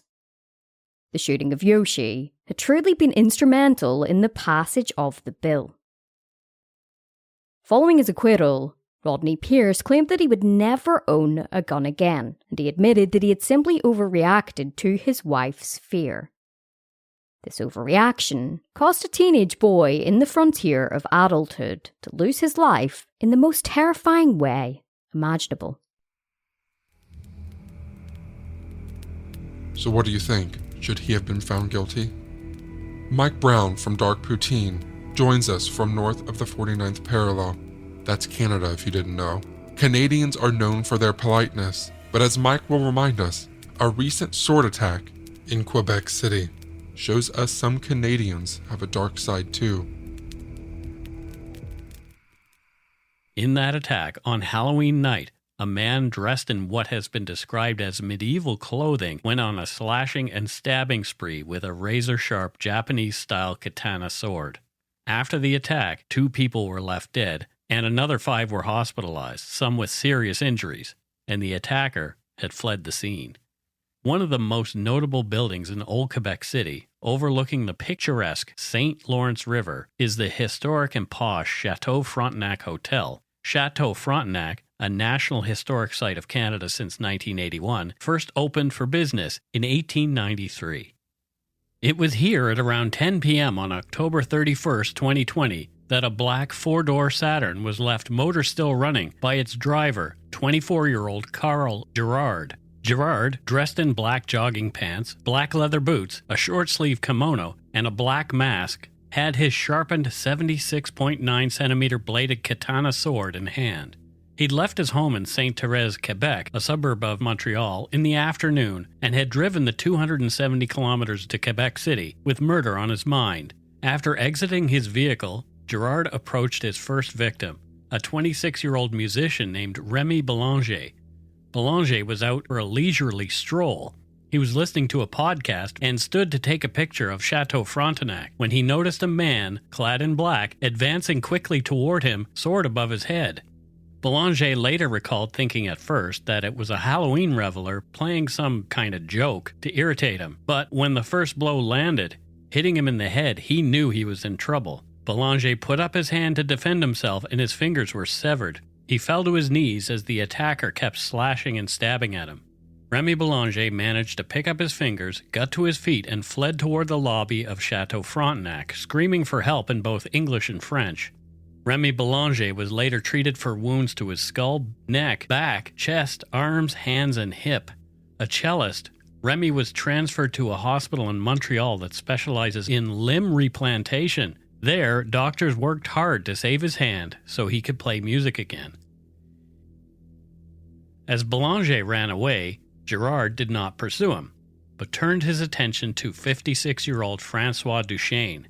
He was much beloved as the communications director for the Musée National des Beaux-Arts du Québec. He was out for a slow jog. Girard, frustrated by his failure to kill Remy Boulanger only moments before, made sure he succeeded this time. He attacked Duchesne from behind, hacking, slashing, and stabbing the defenseless man 13 times in the neck, trunk, and back. Francois lay bleeding on the sidewalk of Du Trésor Street, where he was tended to by two good Samaritans who had called 911, but it was too late. Francois Duchesne bled to death at the scene. Another couple walking together on Debaud Street, Pierre Lagravol and Lisa Mahmoud, also encountered Carl Girard that night. They too thought he was wearing a Halloween costume as he walked up to them, sword in the attack position. Lisa Mahmoud didn't feel threatened and smiled at Girard just before he hit Pierre Lagravol. During the attack, Lagravol had screamed for Girard to stop, but the attacker persisted, unfazed. Pierre, who had serious wounds to the skull and shoulder, said, quote, "He looked serene. He wasn't in shock mode from what he had just done," end quote. As Carl Girard slashed and stabbed at Lisa Mahmoud at least 13 times, Lisa recalled, exclaiming, "What are you doing?" Luckily, before Girard could finish the job, Lagravol and Mahmoud managed to flee. Girard's next victim was not so lucky. On Des Ramparts Street, 61-year-old Suzanne Claremont had just stepped out the front door to have a cigarette. Suzanne's husband, Jacques, inside doing the dishes, was startled by the sound of Suzanne's loyal dog howling like he'd never heard before. A hairdresser, Suzanne was a bright spot in the community during the COVID-19 pandemic, participating in regular, socially distanced gatherings with neighbors to watch the sunset every evening atop the Old Quarters fortifications. Jacques ran outside to find Suzanne laying on the sidewalk, bleeding heavily from several wounds. He later said, "I saw that she had a deep gash in the middle of her forehead. I tried to close the wound with my hands to hold her face together." Their neighbor, an emergency room doctor, ran outside, baseball bat in hand. She tried performing CPR, but Suzanne Claremont had lost too much blood. In the last group to encounter Carl Girard was Gilberto Lucio Porras Alvarado. He was out with 3 of his friends when they came across Girard all in black, sword at his side. Girard said, "Happy Halloween," before drawing his sword. Porras Alvarado, who thought the sword was fake at first, said he quickly realized the weapon was very real as the first blows landed. He and 2 of his friends fled together. The 4th person of the group, a young person whose name is under publication ban, was pursued and injured by Girard. That young person also escaped, hiding inside a gas station. He was later treated for injuries. Porras Alvarado, who'd suffered cuts to his head and a finger before he managed to escape, spent 2 weeks in hospital. There'd been a flood of 911 calls, coming in talking about a sword-wielding attacker dressed like a ninja and last seen heading in the direction of the port.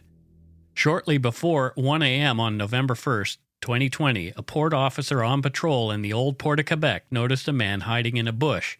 Aware of the attacks, the officer notified police, and cops arrived en masse, taking the blood-covered man into custody. Carl Girard, who was not talking at first, had no criminal record. It was quickly learned that in 2015, Girard, quote, "in a mental health context, had made threats to do just as he did, kill people indiscriminately, and cause as much chaos and mayhem as he possibly could. Why hadn't he gotten the help that he needed at the time?" Prime Minister Justin Trudeau was one of many dignitaries to weigh in on the situation, as the nation woke up to the news of a horrific series of attacks in what is normally a peaceful city. Flags in the province were temporarily brought to half-mast to honor the victims. Witnesses and police described Carl Girard as calm and compliant during his arrest. He had no ID and at first refused to identify himself. After he was in custody, he was taken to hospital and later transported to a detention facility to be interrogated. He was charged with 2 counts of first-degree murder in the killings of Suzanne Claremont and Francois Duchesne. Carl Gerard's defense team claimed that the 24-year-old was driven to kill, and who his victims were didn't matter at all. He admitted to killing Duchesne and Claremont and injuring the 5 others. But his lawyer argued he was not criminally responsible at the time of the events because he was suffering from a mental disorder. At the outset of the trial was chilling testimony from witnesses to the attacks and surviving victims, all noting Gerard's deliberate, eerily calm demeanor during the stabbing and slashing spree that Halloween night. The prosecution had argued that the acts were premeditated, noting Gerard had spoken to mental health workers since his late teen years about using a sword to attack people. The Crown's primary expert, psychiatrist Dr. Sylvain Fauchier, concluded that Gerard suffered from a personality disorder and was on a narcissistic quest to express his resentment towards society, concluding that there were no signs of delusional thinking. The accused knew very much what he was doing was wrong. Shackled and handcuffed in the witness box, Gerard testified on his own behalf. The accused killer claimed that his goal was to create chaos, change the world, and encourage like-minded people. He stated that by the time he was 18 years old, he believed he had a top-secret mission to kill and that his life would be sacrificed at the end of it. After Claremont's killing, though, he said he began to question his actions. "I thought I would have a feeling of accomplishment, but that wasn't the case," Gerard told the jury. "I decided there shouldn't be one more death, my own or anyone else's." End quote. Gerard told the court he was fearful when he arrived in Quebec City and didn't want to go ahead with his plan but felt he had no choice. He described the killings as duty. "I went against my will. I didn't want to, but I had to," Gerard said. "I saw lots of people and I attacked them with my sword to execute my mission." Gerard then told the jury that the killer no longer existed. "There's a Carl Gerard with you today who likes making people laugh and helping others," Gerard said. "It's different from Carl Gerard from the mission, who feels obliged to isolate himself, but that's in the past. There's no Carl Gerard from the mission anymore." Dr. Gilles Chamberlain, a psychiatrist, testified for the defense, concluding that Gerard was on the autism spectrum, suffered from schizophrenia, and was delirious and in a state of psychosis the night of the killings, unable to distinguish right from wrong. On May 20th, 2022, minutes after beginning their 5th day of deliberations, the jury came to a decision: guilty on both counts of first-degree murder. On June 10th, 2022, Carl Gerard was sentenced to life imprisonment without the possibility of parole before 2045. Hopefully, residents of Quebec City will rest a little easier knowing that the killer is behind bars for a long time. That said, Halloween will never be the same for those who lost loved ones or lived through the attacks. Did you think I first misspoke when you heard me say sword attack? My next friends that are joining us might have moonshine, by the way.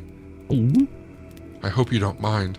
They are a husband and wife duo, Jerry and Tracy, from the Hillbilly Horror Stories podcast. I have no doubt that you'll love them as much as I do. So Tracy, let's jump in. For this episode, we're going to cover a Kentucky story, since that's where we're from. We're going to cover a story from Lewis County, which is up around the West Virginia-Ohio border. Border, yep. Mary Lou and her family move into a house. I had an Aunt Mary Lou. Is that a fact? Yes, rest in peace. She's passed on. It was my mommy's sister. Okay. So her family moves into this house. In case anybody cared. Sorry, go ahead.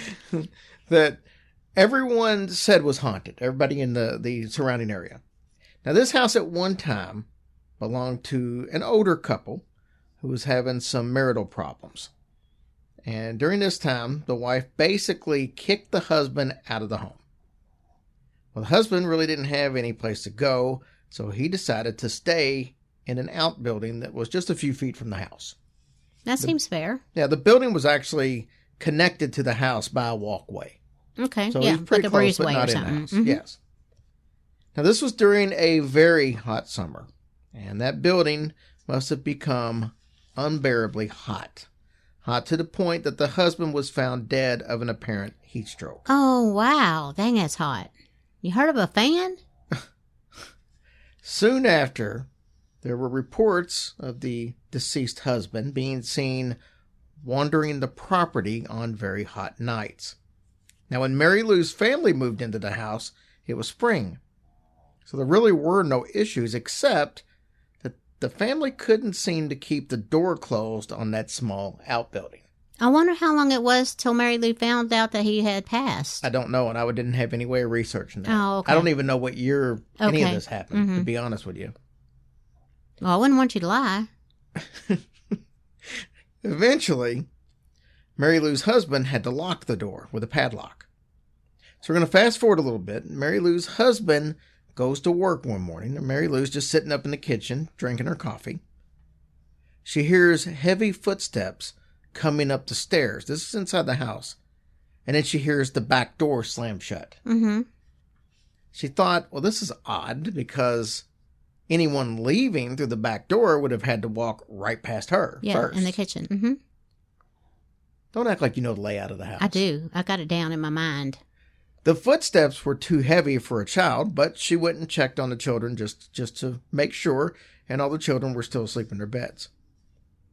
She took a look around, and she found the back door standing wide open, which is odd because it had slammed shut. Yeah. But now it's open. It's wide open. Yeah, I'd be scared.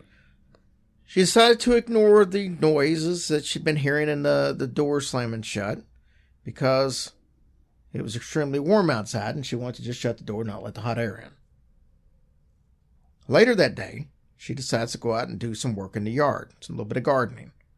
She sat down under a tree to take a little bit of a break because, like we said, it was kind of warm.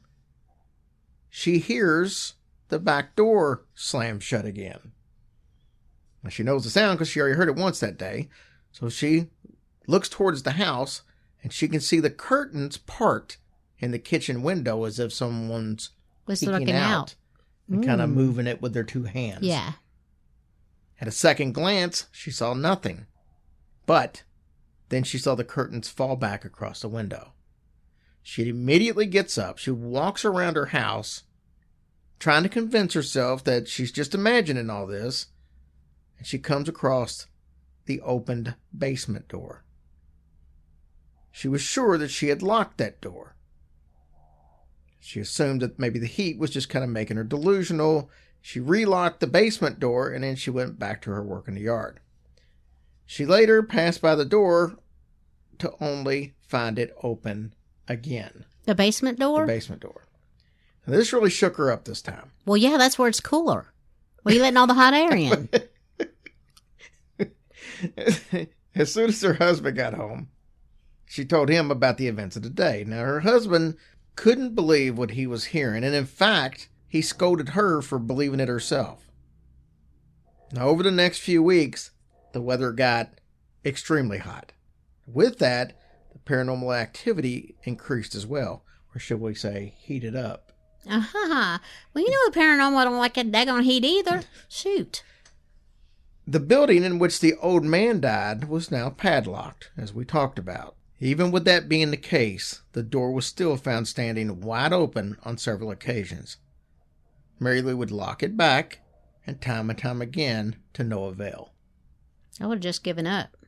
Her husband kept telling Mary that there had to be some kind of a simple explanation, but he sure didn't have one to offer up for right. it. Yeah. Mm-hmm. I mean, because, padlocks just become unlocked and taken off the lock and doors to open all the time. True. I mean, I wonder what else was in there. I don't know. I can't imagine there was anything in there that anybody would want to take. One morning, she heard noises coming from the kitchen, and when she got in there, the whole room was vibrating as if an angry hand was shaking the whole room. There were also sounds coming from inside the walls. It sounded as if someone was tearing at the boards trying to rip them away. Later that evening, as Mary Lou was lying in bed, her son comes running into the room. He said that he heard a noise coming from the attic that was above his room. He said it sounded like someone was trying to get out. Ooh. She put him in her bed to calm him down like most good mothers would. But just as she was about to doze off, the whole house started violently shaking again. Okay, was the husband there? Did he hear it? We'll get to it.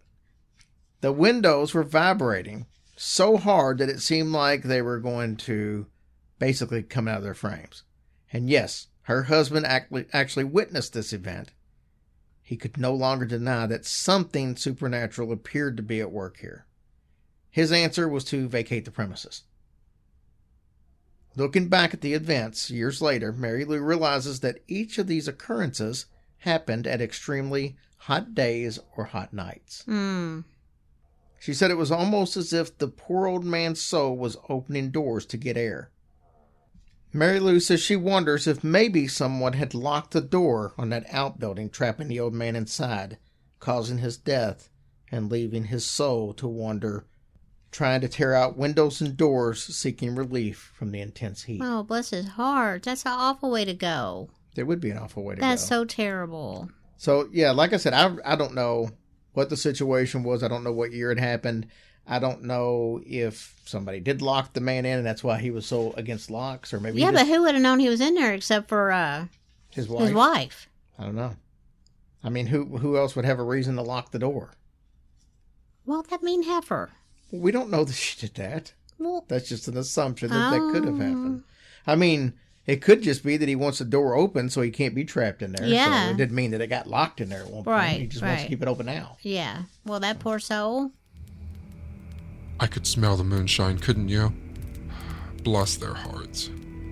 You must be thinking, man, Shane has a lot of friends. And you're right, I do. And isn't it also amazing that this campfire doesn't need replenished with wood?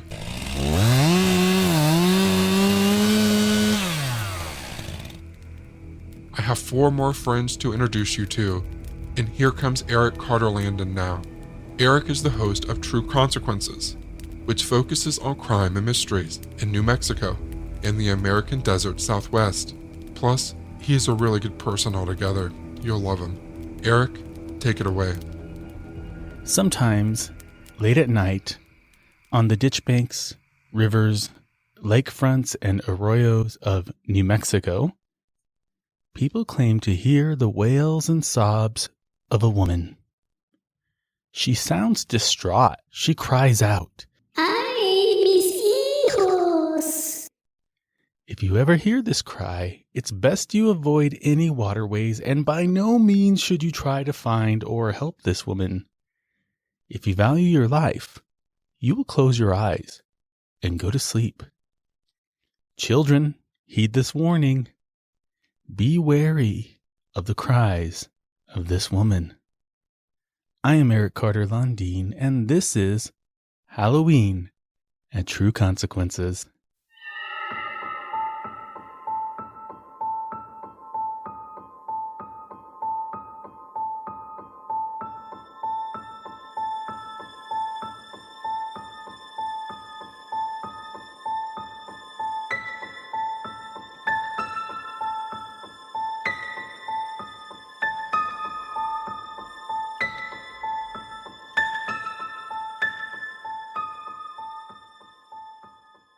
Maria was the most beautiful woman in her pueblo. She was well sought after by all the suitable bachelors in town, but she was not interested in any of them.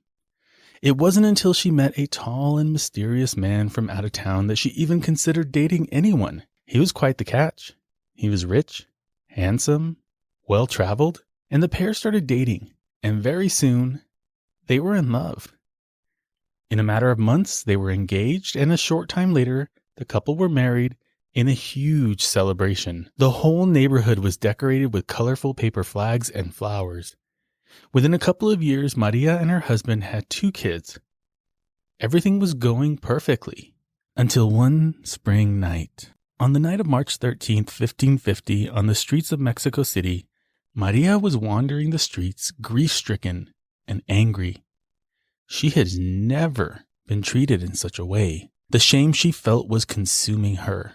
How could her husband have embarrassed her like that in front of everyone? She waited faithfully for him while he traveled around the country, and he has the nerve to show up with a new woman in his carriage? He didn't even apologize for what he did. He simply told her it was over and rode away as his new lover laughed. She laughed. Who did they think they were? Maria was the prettiest woman in their neighborhood. She could have any man that she wanted. No one treated Maria that way.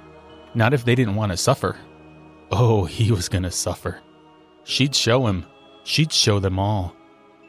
Maria would make sure that no one tried to hurt her like this ever again. She gathered up her resolve as she headed back to her house. She was wailing loudly as she made her way back to her doorstep. Maria was heartbroken. How could the man of her dreams betray her like this? She walked up the stairs and inhaled the smell of fresh tamales that she had made for her husband's arrival.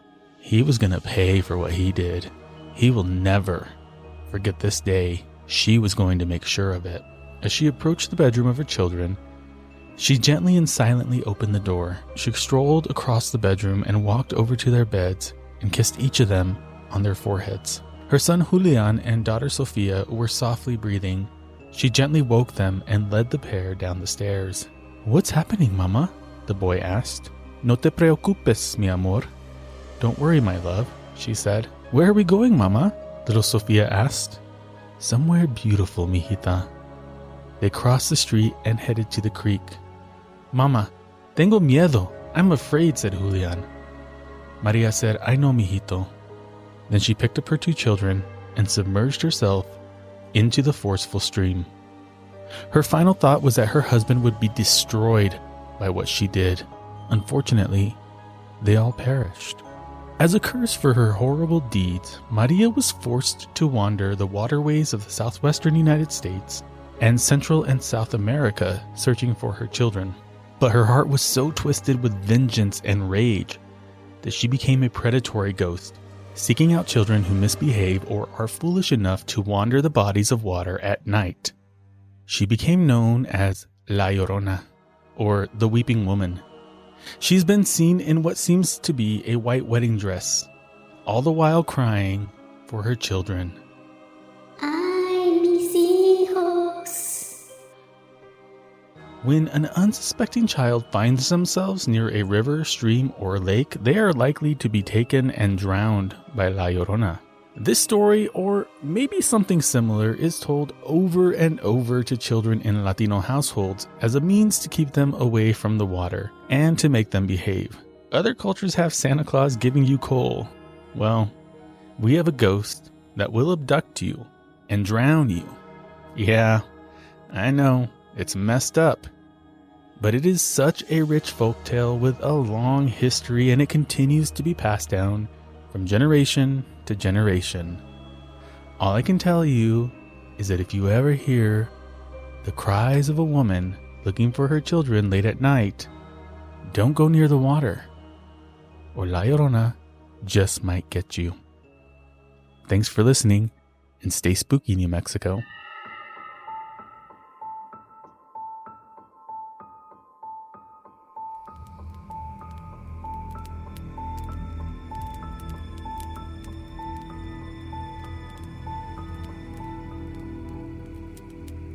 Okay, you just heard a tale from New Mexico, so now let's go to Texas. Gone Cold is hosted by Vincent.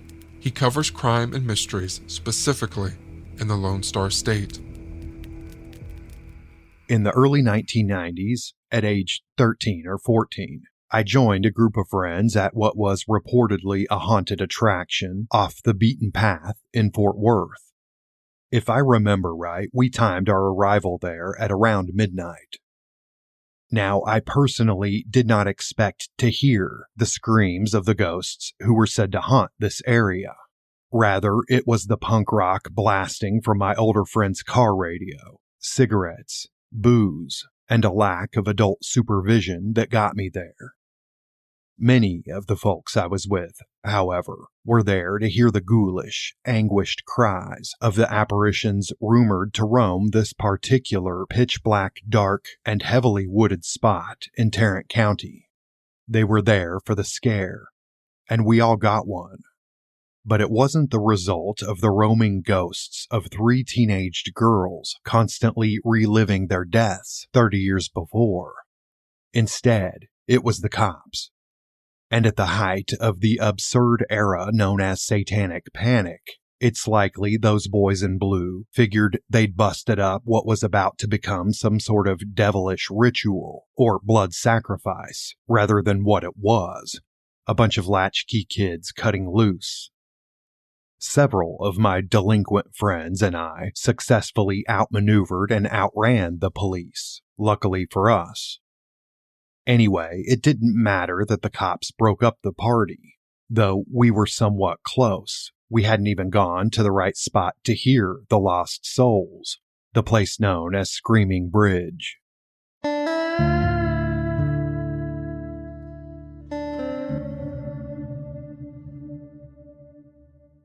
On the night of Saturday, February 4th, 1961, Arlington High School juniors Mary Lou, Kathy, Claudia, Donna, Joanne, and Dorothy left an Arlington movie theater as the credits for the film Butterfield 8, starring Elizabeth Taylor, began to roll.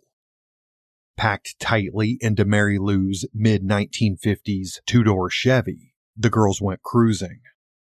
Perhaps the chilly, foggy night under a near full moon as inspiration, 5 of the girls wanted to show the new girl, Joanne, the area's haunted spots.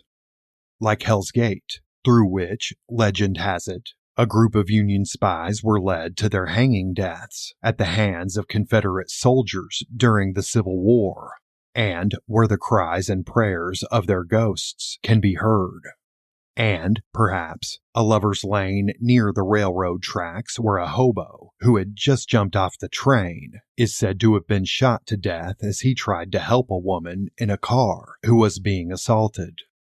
His ghost, if you're apt to believe such a thing, taps on the windows of parked cars, making sure the occupants are safe. Joanne was a recent addition to the student body at Arlington High, and there seemed no better way to break her into the area than to introduce her to local apparitions. But before showing the new girl those sights, the teenagers made their way to another known lover's lane nearby. As they did, the girl spoke of an escaped convict, an urban legend about a sometimes masked man with a hook for a hand that terrorized teenagers necking at lovers' lanes. Likely a tale inspired by the terrifying and true Texas crimes committed by the Phantom Killer of Texarkana in the 1940s. There was little doubt the teenagers worked themselves up. They drove to an especially dark and secluded area of Arlington Bedford Road, heading south from Mosier Valley, and parked, still eerily whispering the tale of the hook-handed man. After a few minutes, they noticed a car coming toward them, flashing its lights and honking its horn. The driver was shouting at them, but the girls couldn't understand what he was saying. And anyway, they were too spooked to find out. Instead, Mary Lou put the car in drive and stepped on the gas. The driver of the other vehicle was horrified. He'd stopped just beyond a railroad crossing, and between the passing train's lights and those of his own vehicle, he saw blackness where the road's bridge had once been. It was just in time. The young man said he was no more than 2 feet from the long drop to the ditch below. After backing up, his headlights caught the barricades and sign warning "Bridge out" that some malicious person had removed from the road. But the girls weren't so lucky. Unable to see what was ahead in time to stop, the car carrying Mary Lou, Kathy, Claudia, Donna, Joanne, and Dorothy plunged 25 feet down to the wooded and rocky drainage ditch below. The vehicle slammed into the other side's embankment, some 40 feet across. It was approximately 10:15 p.m. Later, it was estimated that they were traveling 45 to 55 miles an hour. Mary Lou and Claudia were killed instantly upon impact. Weeks-old ice patches on the road from an earlier winter storm, along with the embankment's mud-slicked surface, made the rescue operation a difficult one, as did the sleet coming down. When responders and authorities were finally able to pull the girls from the wreckage, ambulances transported them to area hospitals. Kathy died upon arrival at a hospital in Dallas. Donna, Joanne, and Dorothy sustained major injuries that caused lifelong physical impairments, and of course, unimaginable, immeasurable emotional trauma. The wooden bridge at Arlington Bedford Road was burned down by 4 teenaged arsonists the week prior. Though their actions would be labeled in a kind of boys will be boys way by local authorities, who called what they did vandalism or mischief, it's long been rumored they'd set that particular bridge on fire because of who crossed it going south. The first freed persons community in Tarrant County, Mosier Valley, or the River Bottoms as it is also known, was predominantly black in 1961. Some say the boys burned the bridge to impede members of that community's travel into North Arlington. A Tarrant County grand jury later declined to indict the boys, all of whom were white. They deserved a chance to make good, grand jurors said. Quote, no good would come of blighting the entire future of a group of bright and religious young men. Whoever moved the barricades put in place by county employees after these boys destroyed the bridge was supposedly never identified. No one has ever been held accountable for the deaths and injuries of these girls, and the case in my mind remains unresolved.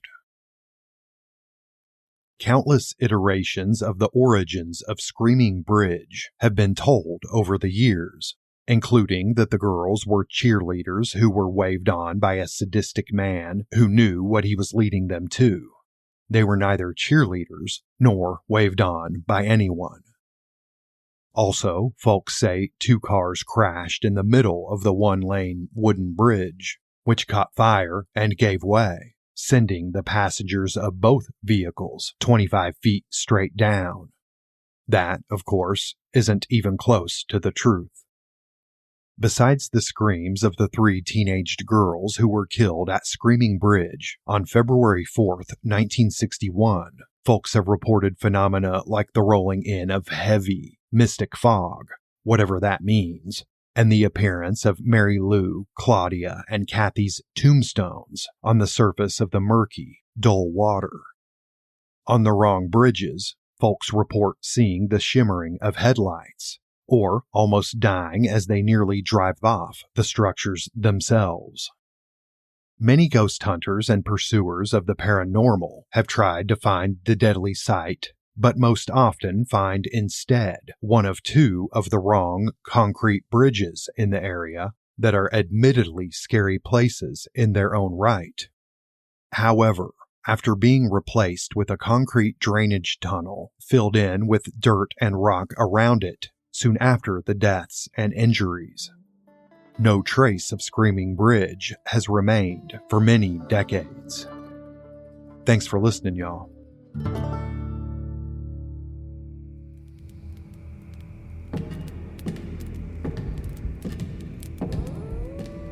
My next friend is approaching, and before she gets here, I have to warn you that I've met her in person before and not to get scared. Yes, I agree, I too think the devil himself is likely terrified of her, but in all honesty, she is a very kind lady.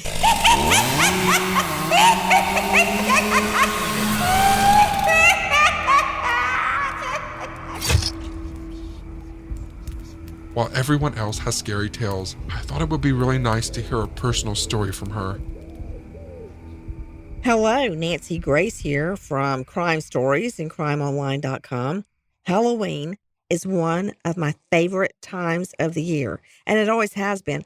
But I have to tell you that once I've had the twins, John David and Lucy, it's so much more fun. I love everything we do. Dressing them up, buying candy, decorating the house. I think I'm the only person in the neighborhood that has so many ghosts hanging from trees and skeletons sitting on patio furniture. I love it. I think back when I was a little girl in rural Bibb County, middle Georgia. We were so far out of the city of Macon, which was small itself, it would be like a 30-minute drive in. So there were very few homes to go and trick or treat with. And it would be so dark out in the country at night.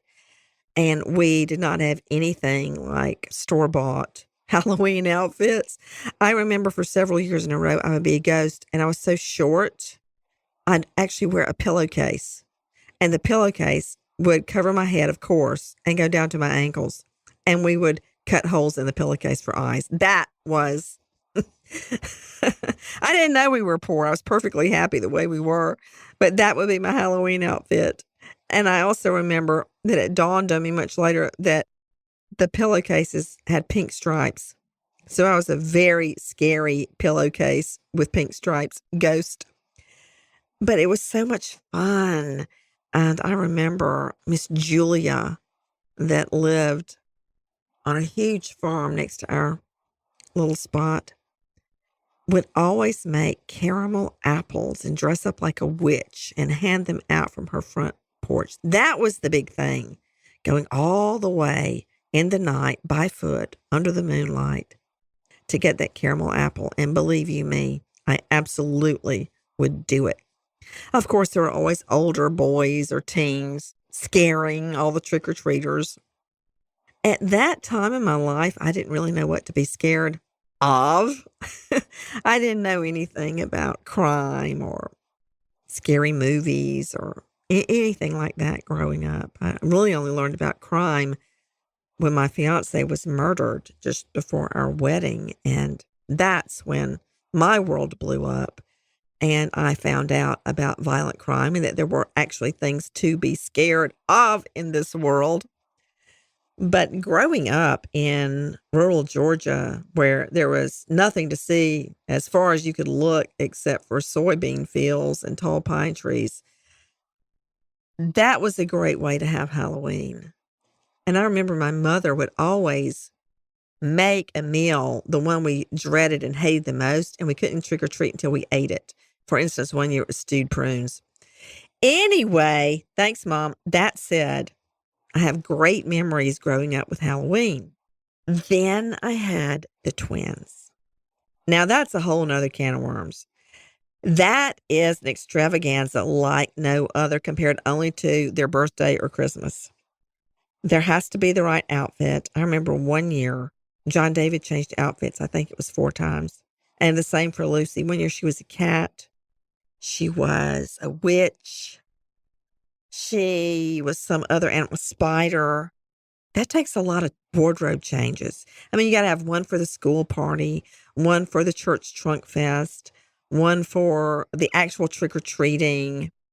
I mean, and no, they don't set out going, I want 5 outfits. It's just, Mom, I want to be a witch now, or I want to be a cat. I'll never forget when John David wanted to be a bush, so he could sneak up on houses.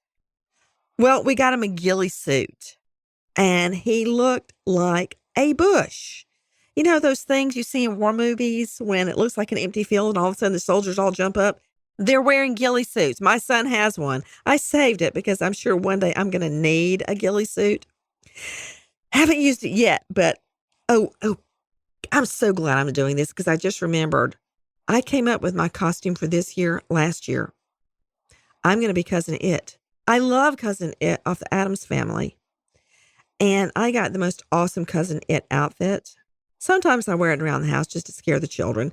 But now, they've seen me come out so many times. I've got the whole thing. I've got the long hair. It goes head to toe, the hat, and the glasses. I can't wait. Now, that's deviating from my typical, as predicted, witch outfit. A lot of people ask me, do you go see horror movies at Halloween? And the answer to that is a big HELLNO. No, I don't. Why? I've seen plenty of horror movies in real life.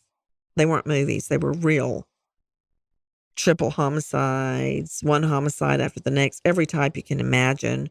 Drowning, strangulation, stabbing, shooting, asphyxiation, smothering, manual ligature, overdose, you name it, I've seen it.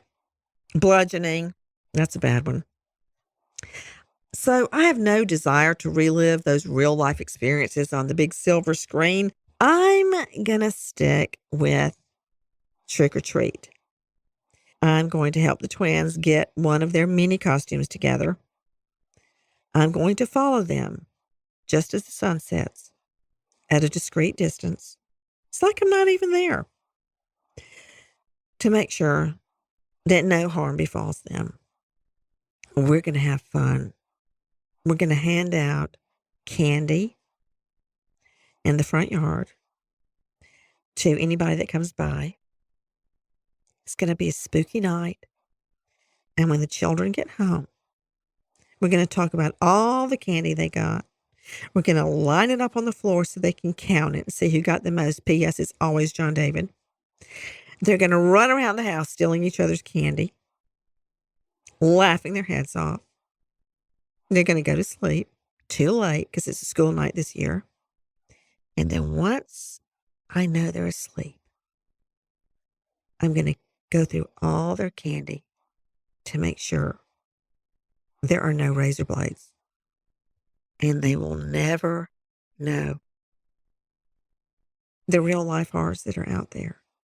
They'll sleep like two little angels. And so will I. So happy Halloween. That will be me, Cousin It. Nancy Grace, signing off. What?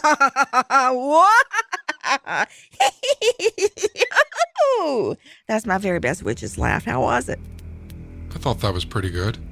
And I'm looking forward to seeing Nancy Grace in her Cousin It outfit. I don't know about you.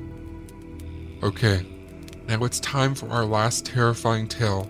This one is to help you go to sleep. Kelly Behrens Brinks hosts True Crime IRL and True Crime Sleep Stories.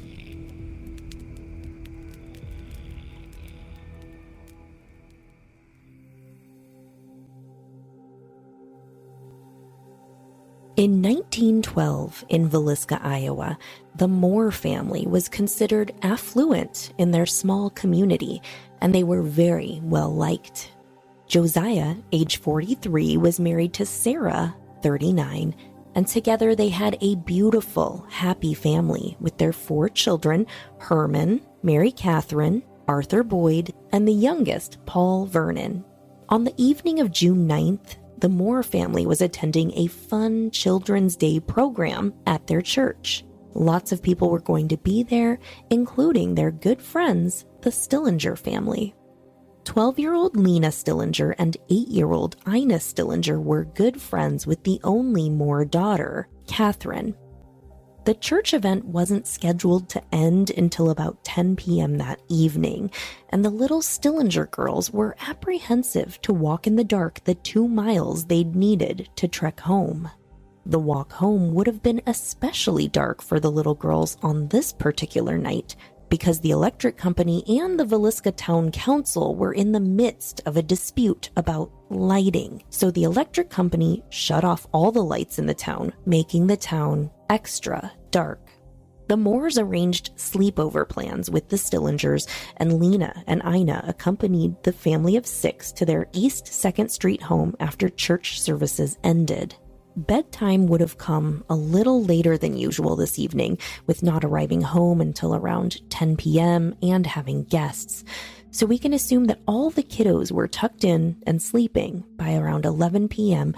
with JB and Sarah right behind them. Lena and Ina Stillinger slept downstairs in the main floor guest bedroom. Up the steep staircase and just to the left was the bedroom that the 4 Moore children shared.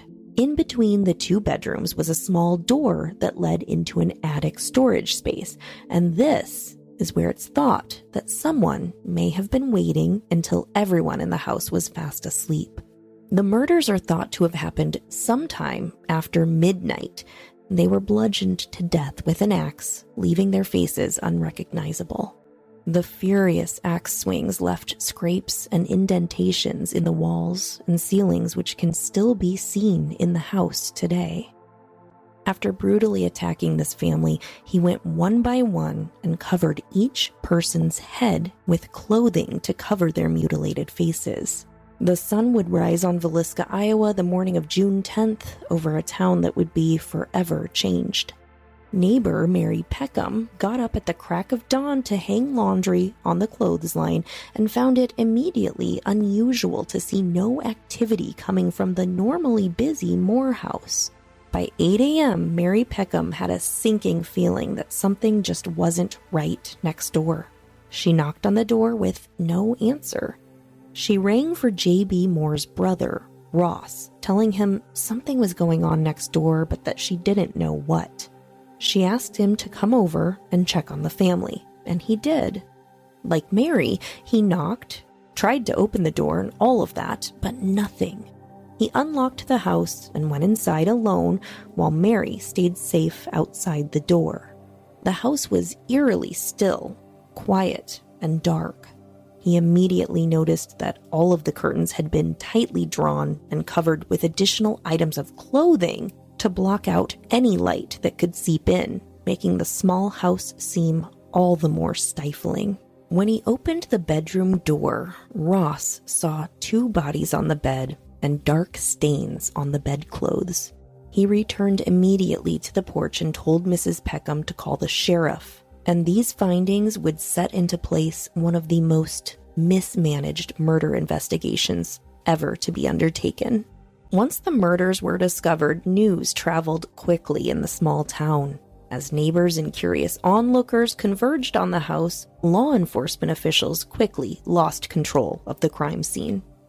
Had these murders been committed today, it's almost certain that law enforcement officials would have easily solved the crime and brought the murderer to justice. Almost 100 years later, however, the Villisca axe murders still remain a mystery. While no one was ever convicted of the Villisca axe murders, there seemed to be no shortage of suspects. In the days following the crimes, you could have read about at least 4 possibilities in any edition of the newspaper. Many of the leads, however, were quickly exhausted, and as time wore on, they began to dwindle. There are many who believe Frank Jones, a prominent Villisca resident and Iowa state senator, was responsible for the brutal deaths of the Moores and the Stillinger children. Josiah Moore had worked for Frank Jones at his implement store for many years before leaving to open his own store. Moore repeatedly took business away from Frank Jones, including a very successful John Deere dealership. And Josiah Moore was rumored to have had a sexual affair with Jones's daughter-in-law, though no evidence supports this. Were these bad business dealings and a potential affair enough motive for murder? Many people think yes, but many people also think Reverend George Kelly was responsible for the murders. Kelly was an English-born traveling minister in town on the night of the murders. He was described as peculiar, reportedly having suffered a mental breakdown as an adolescent. As an adult, he was accused of being a peeping Tom and several times asking young women and girls to pose nude for him. In 1917, Kelly was even arrested for the Villisca axe murders. Police obtained a confession from him. However, it followed many hours of intense interrogation, and later, Kelly recanted. After 2 separate trials, he was acquitted. And finally, in their 2017 book, The Man from the Train, Bill James and his daughter Rachel McCarthy James discuss the Villisca axe murders as part of a much larger series of murders which they believe were all committed by one single serial killer. They conclude that the murderer was Paul Mueller, an immigrant, possibly from Germany, who was the subject of an unsuccessful year-long manhunt as the sole suspect in the 1897 murder of a family in West Brookfield, Massachusetts, who had employed him as a farmhand. The co-authors of the book believe that Mueller was guilty of the Villisca axe murders, as well as a killing spree that lasted over a decade, killing at least 59 people in 14 separate incidents. So who was responsible for the Villisca axe murders? To this day, we still don't know, but there was a strong possibility that a serial killer was actually at work. To many people, it seems as though the house is trying to speak to them. Visits by paranormal investigators have provided audio, video, and photographic proof of paranormal activity. Tours of the home have often been cut short by children's voices, falling lamps, moving ladders, and flying objects.